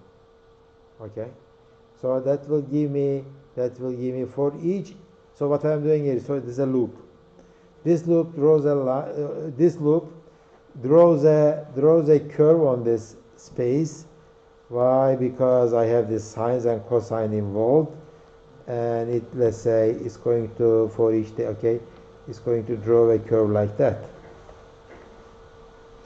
Okay, so do this for all the edges, and at the end get the peak number, and peak number will give you the row and theta values of the line that I am looking for. Let's see an example. If this is my input image, edge detection results, okay, so all these, okay, this is an edge, another edge, another edge, another edge, okay. So I am expecting, how many lines do you expect to find in this image? 8, right? 1, 2, 3, 4, 5, 6, 7, and 8. 4 horizontal lines, 1, 2, 3, 4, and 4 vertical lines. What is the theta value for the horizontal lines? It is 0, right? Theta value for the horizontal lines is 0. So the theta value for the horizontal lines for this one, it is 0, 0, 0, and 0. For the vertical ones, the theta value is going to be 90 degrees. Right? So if I show you the RT space out of the voting of this one, this is what you are going to see. Okay, so this is the RT space. Which direction is R and which direction is T? Which direction is rho and which direction is theta? Is this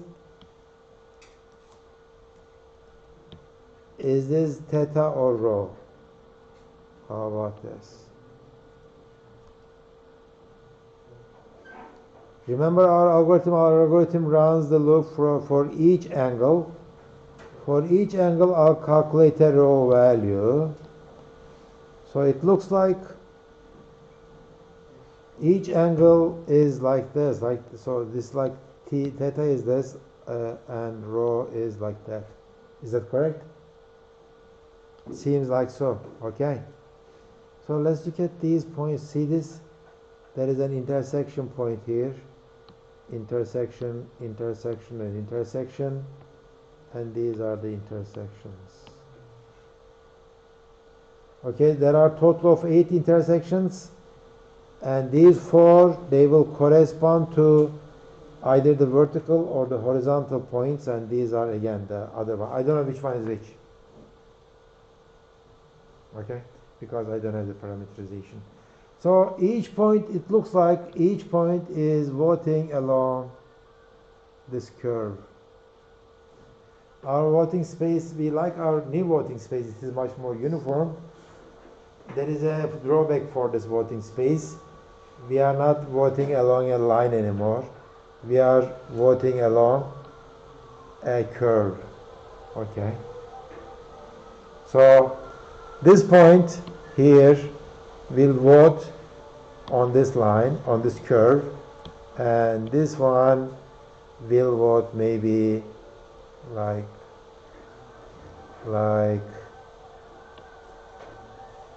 this. Okay. No, it cannot go through both of them, right? That would be a wrong thing. Maybe it will do this. Okay. So this one will vote it. So both of them here, this one and that one, will intersect at this point. Good. So this is Hough transform for this one. If I do the occlusion, let's look at this one. I just took out some segments out of I took some bytes out of the lines. It looks like my number of peaks, my peaks like here, 2, 3, 4, 1, 2, 3, 4, okay? They are all there, they did not go away. The voting space is less crowded because I took lots of stuff out, but they are all there, okay? So it's nice. If I add some noise, I have a noisy voting space, but my peaks, they did not change. My peaks are there, right? So these are all nice features of the Hough voting, because it is voting, it is not affected from discontinuities, occlusions, noise, and that kind of stuff. Of course, if I add much more noise to that one, my lines will not be visible anymore, and this will be a little bit more crowded. In that case, I will be in trouble, but that would be valid for any algorithm anyways. Good? Okay, so any questions about Hough transform of line detection? Okay, what did we achieve so far? Remember what we were trying to do? We were trying to do this, detect these lines, right? That's what we were trying to do. And similarly, I mean, we said that if I am in the MB space, I can do that, just 2 parameters. Why don't I apply the same idea for this circle? I mean, my model is 1, 2, 3 parameters, okay, A, B, and R.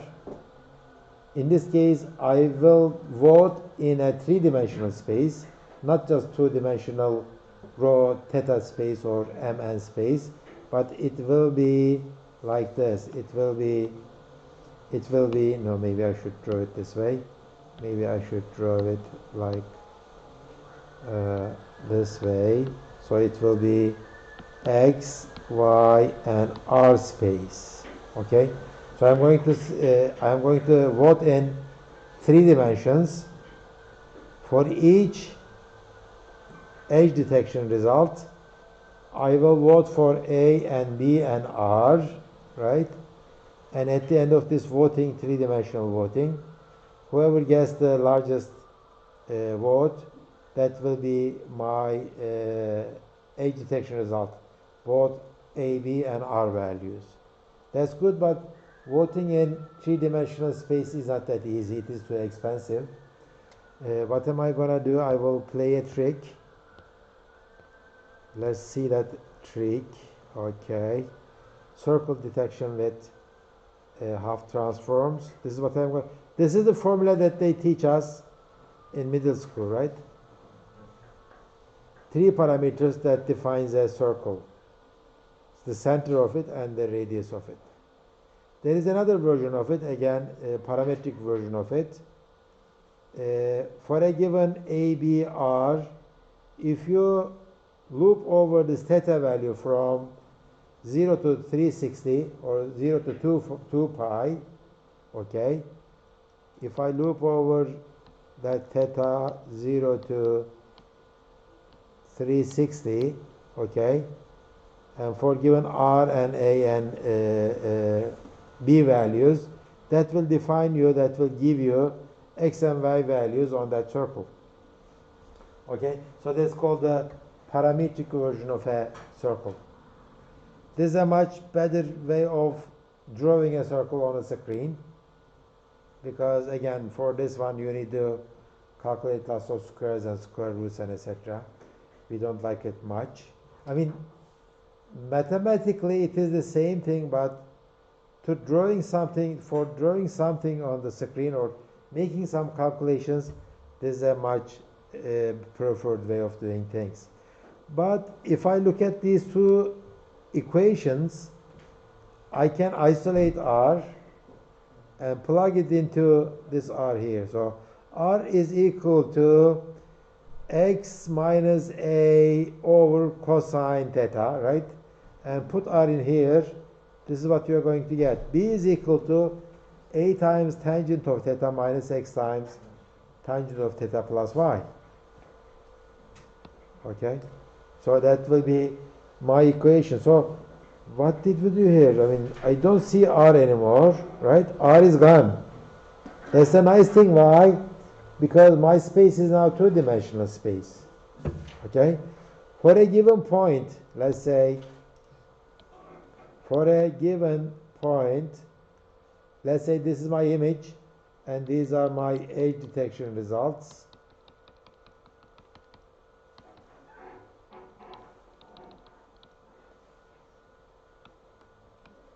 Okay, these are my edge detection results. I am going to take one of the edges. Let's say I took this edge, and I will put the X value of that edge here, Y value of that edge here, and the orientation of that edge into this position. And what do I have now? I know this one, I know this X, I know Y, I know this one, and I know this one. So that's going to give me a what? That's going to give me a line between A and B, right? So I am going to vote in an AB space on a line. For each edge, I am going to vote along a line. And if I keep doing this, okay, I will get the largest AB value, and that's going to give me the center of the circle that I am looking for. Well, you might say, what is the problem with this approach then now? If this approach gives me the center of the circle that I am looking for, okay, it's going to give me the center of the circle. It says that your circle is here, right? You don't see it? Your circle is here. So what? It doesn't tell me anything. The radius of it, right? I mean, where is the radius? It doesn't tell me anything about radius. So how would you find the radius? If that algorithm gives me the center of it, how would you find the radius of the circle?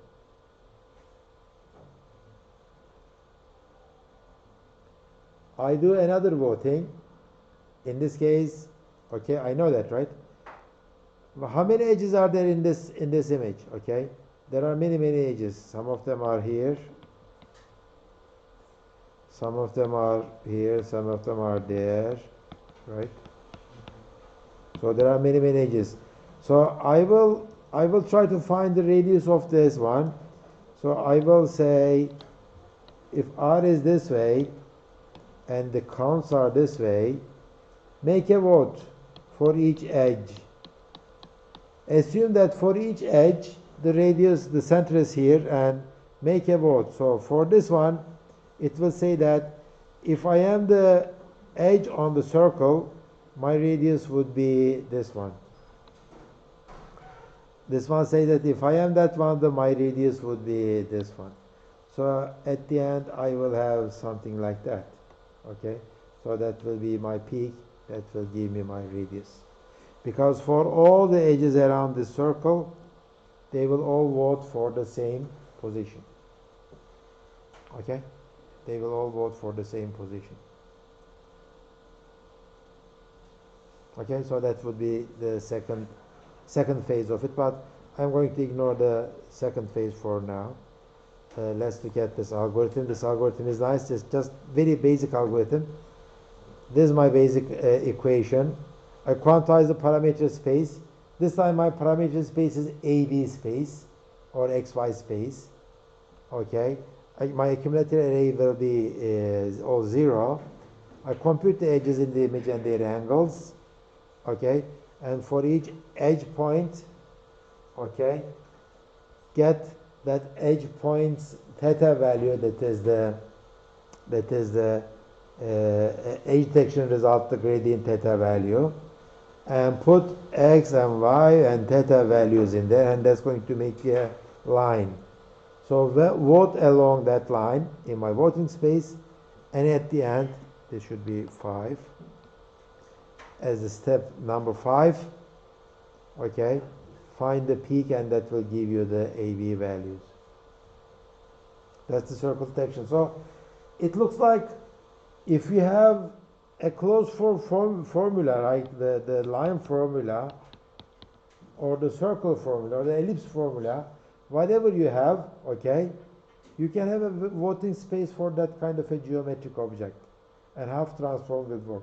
Right? Sometimes the voting space will be large, like the circle. In that case, I played that trick, made it smaller. Sometimes I won't be able to do that. But if you have the closed form model, okay, like the line or circle or ellipse or ellipsoid or whatever, okay, this Hough transform will work. Well, more dimensions mean that your problem will grow exponentially. That's going to be bad, but it works. Okay, that's the circle detection with Hough transform. Good. Any questions? Hough transform is generalizable to any closed form formula geometric shape, but it will get expensive. It will get expensive. Sometimes you will need to vote in n-dimensional space if the number of parameters for your shape is n. Okay, how many parameters does an ellipse have? Okay, how many? If I have an ellipse, what are the parameters for this ellipse? The center AB, right? This radius and this radius, 4, and this angle, right? So 5 parameters. Can I vote in 5-parameter, 5-dimensional space? Yes, you could, but that's going to be expensive, okay? Because, I mean, let's say my AB space, 100 by 100, I am dealing with 10,000 accumulator, 10,000 voting elements. Not bad, but if I am doing it 5 dimensions, it is going to be 100 over 5, right? That's going to be this much. I don't know what that number is. I need to deal with this kind of an accumulator array, this big accumulator array, just to detect an ellipse, and that's going to be bad. So, although in theory Hough transform is generalizable, we don't do ellipse fitting with the Hough transform. There are other ways of doing it. For lines, it works very fine, and in fact, in OpenCV, there is a line detector that works with the Hough transform. Let's look at that Hough transform line detection.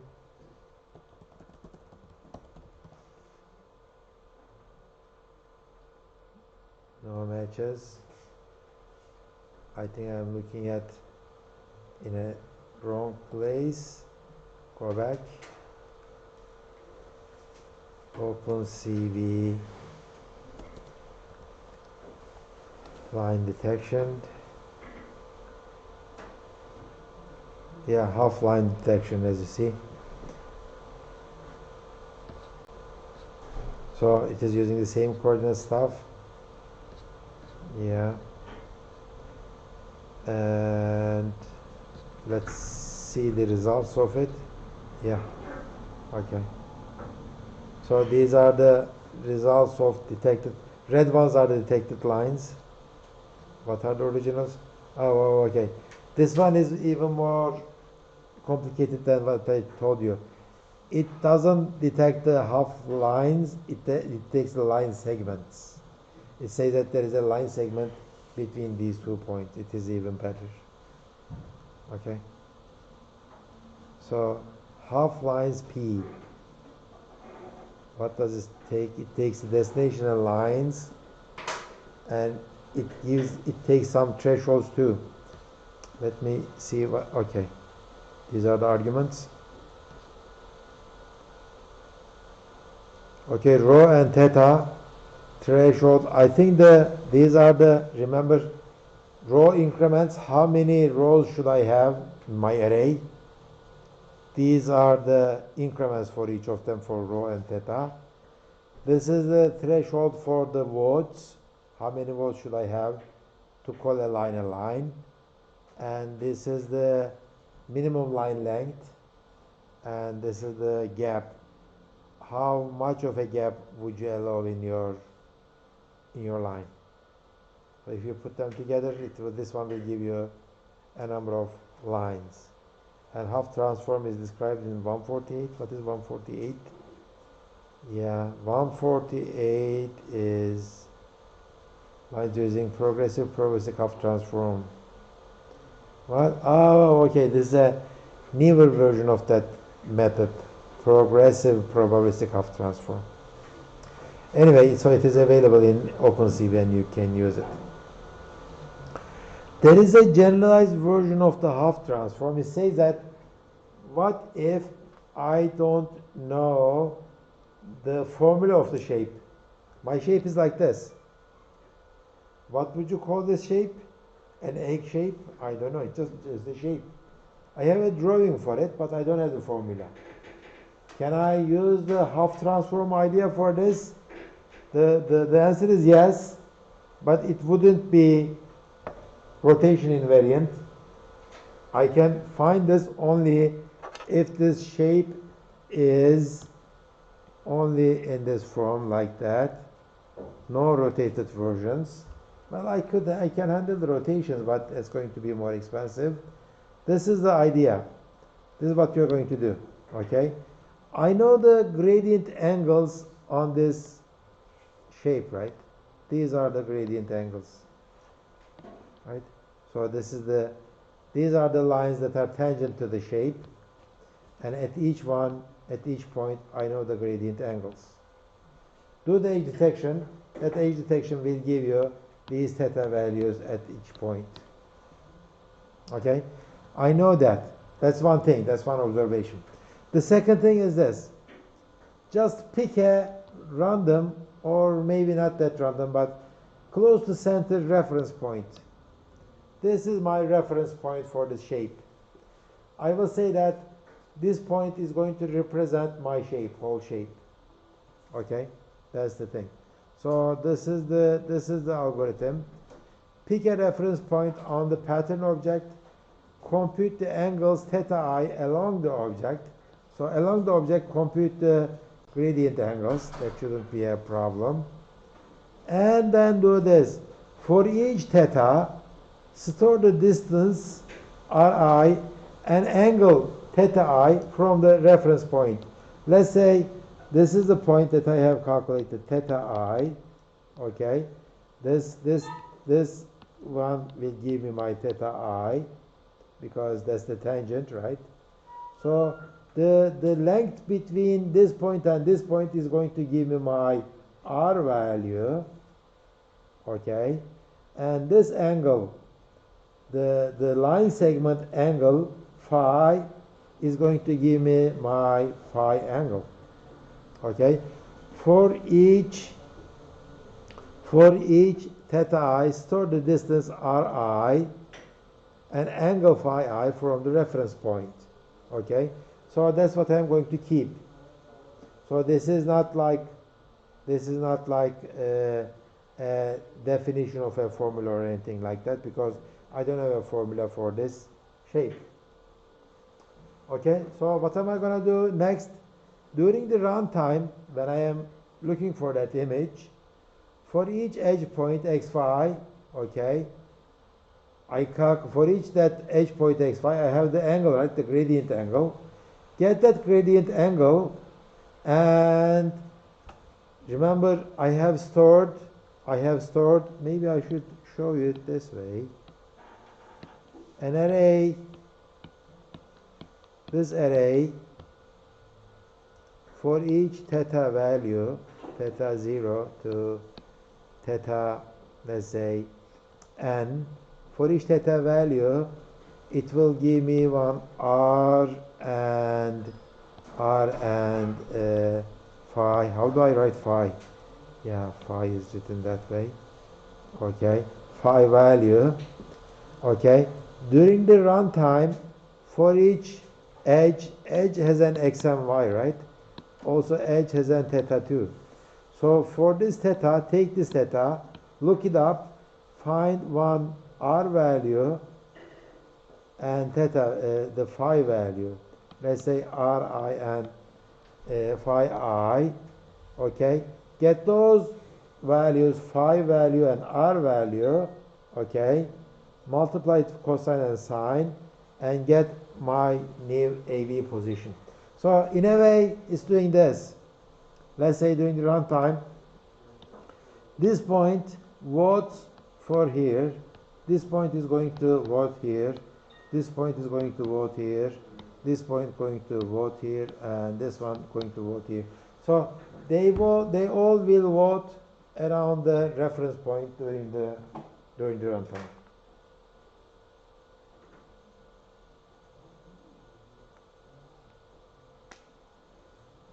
Okay. So that's going to be the generalized Hough transform in the search image, and I am doing that. So there I have a few examples. They have generalized this.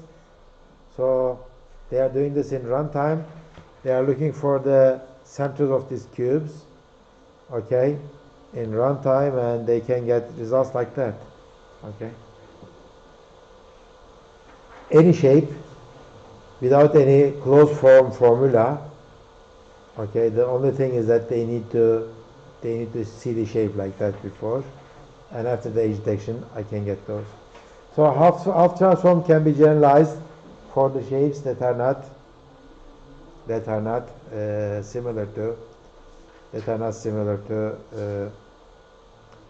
other, like circles and the lines. The only thing is that, as I said, Hough transform, generalized Hough transform, is by default is not rotation invariant. Good. So these are the whole voting ideas. At the end of this chapter, maybe should I go into that? Well, I have this deformable contours. I did lots of work on this deformable contours, but I don't think that I would be able to tell you. I don't think that I will be able to tell you the whole thing about deformable contours. With the deformable contours, the idea is this. Do I have the deformable contour example? Do I have it?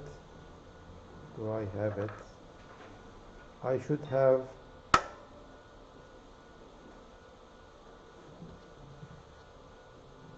a video about it, but where did I put it? I don't remember. Can I have it on from YouTube?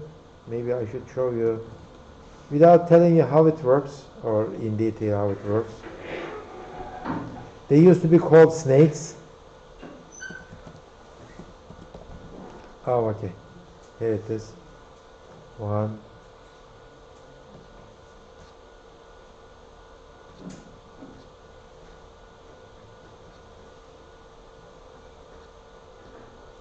It should be very, very okay. Very short example, very short example.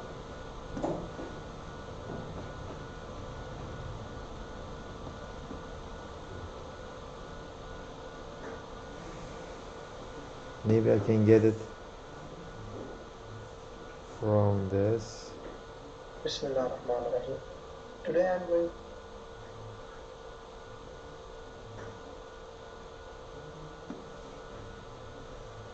I'm trying to find an animation of it.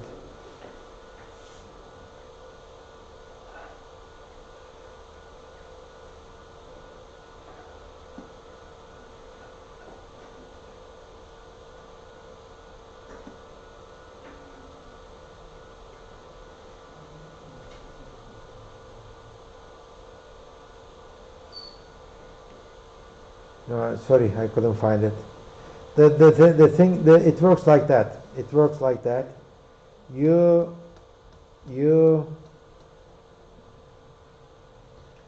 release a snake. Okay. You release a snake like a circle in this shape, and it tries to expand itself.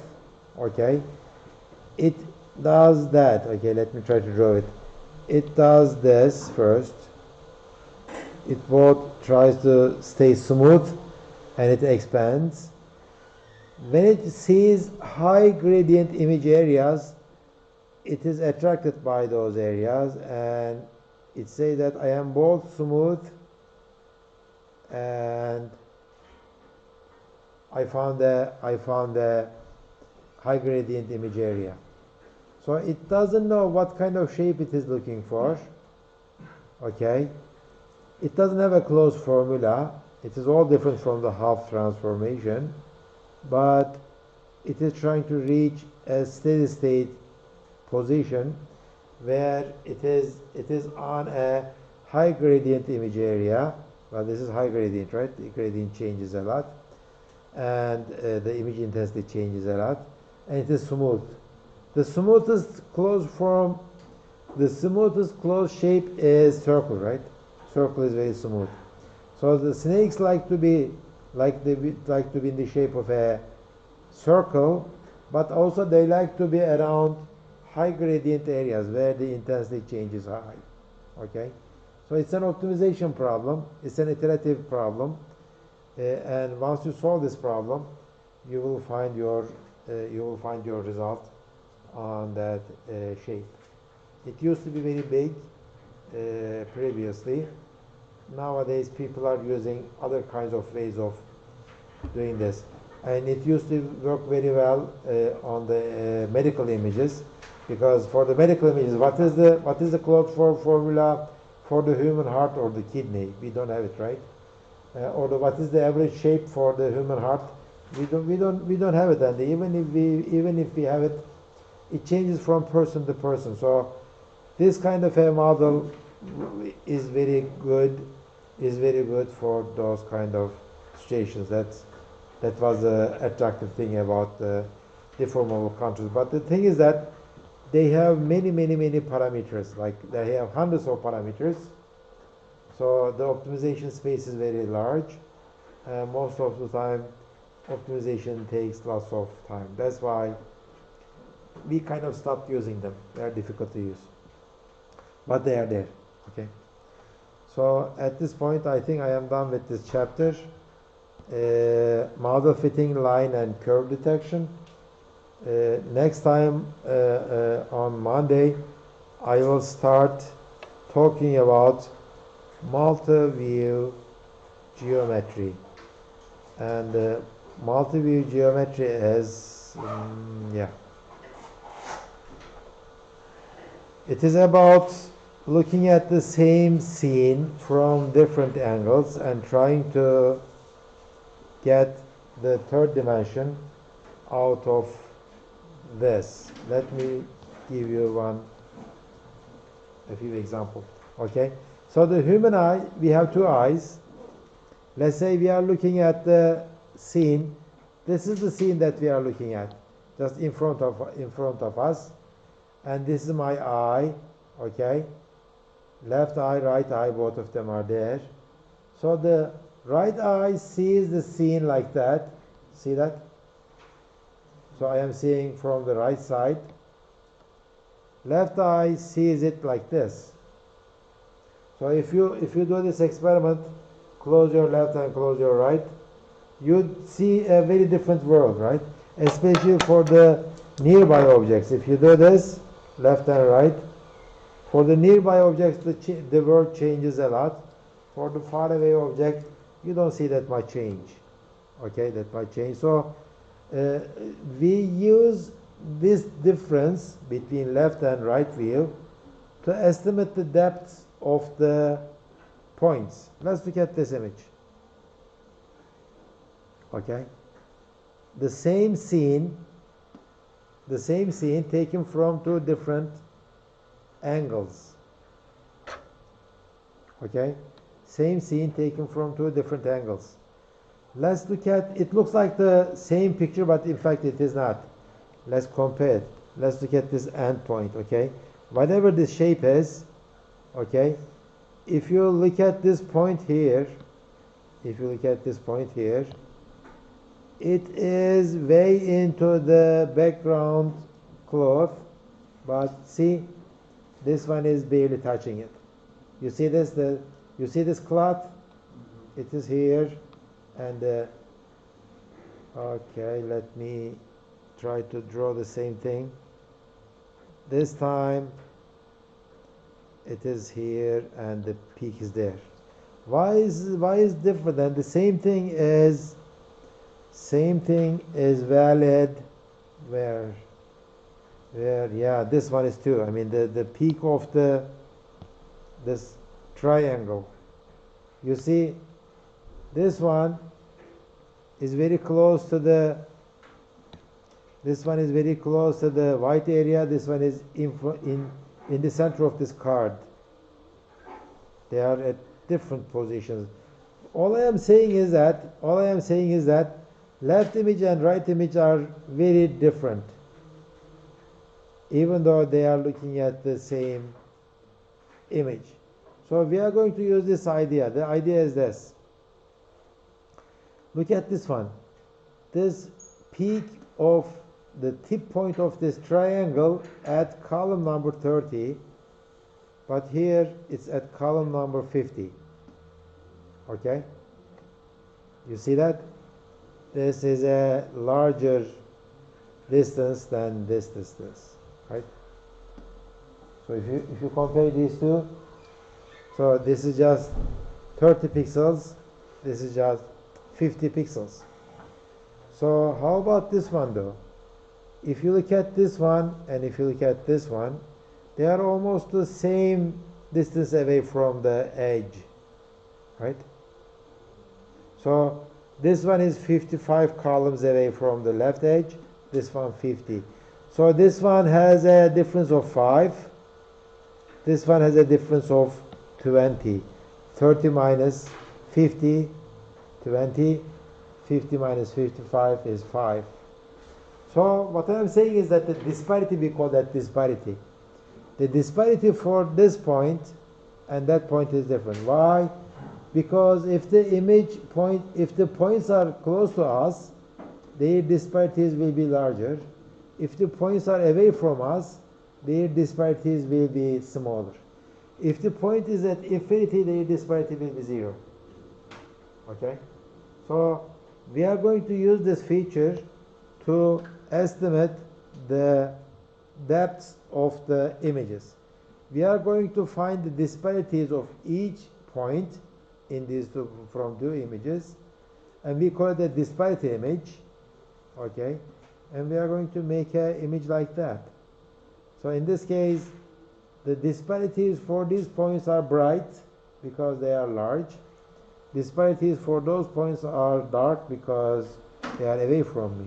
They are small. Okay? So this is basically a depth image. A depth image. It tells me how far the points are away from me.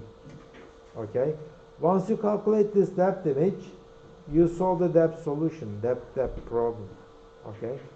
So in a way, our brain is calculating the disparity from two images that come from our left and right eyes, right? So that's what we are going to do. We are going to exactly the same thing, calculate the disparity between left and right images, and that's going to give you the depth. And that's called depth from stereo. Okay, depth from stereo. That's what we are going to do. Before we go home, let me show you this. Okay, we already looked at this picture before, but let's look at again. Let's look at this point P X Y Z. It will be projected on this point XY, right? XYF. This blue point will be here, right? But this yellow, green, yellow, red, green, the other colors, whatever you call them, they all will be visible at this point. They all will be projected at the same point.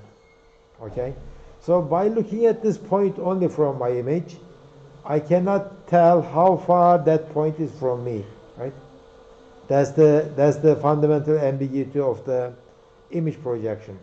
By looking at only a single point on your two-dimensional image, you cannot tell the depth of that point. You cannot tell the depth of that point.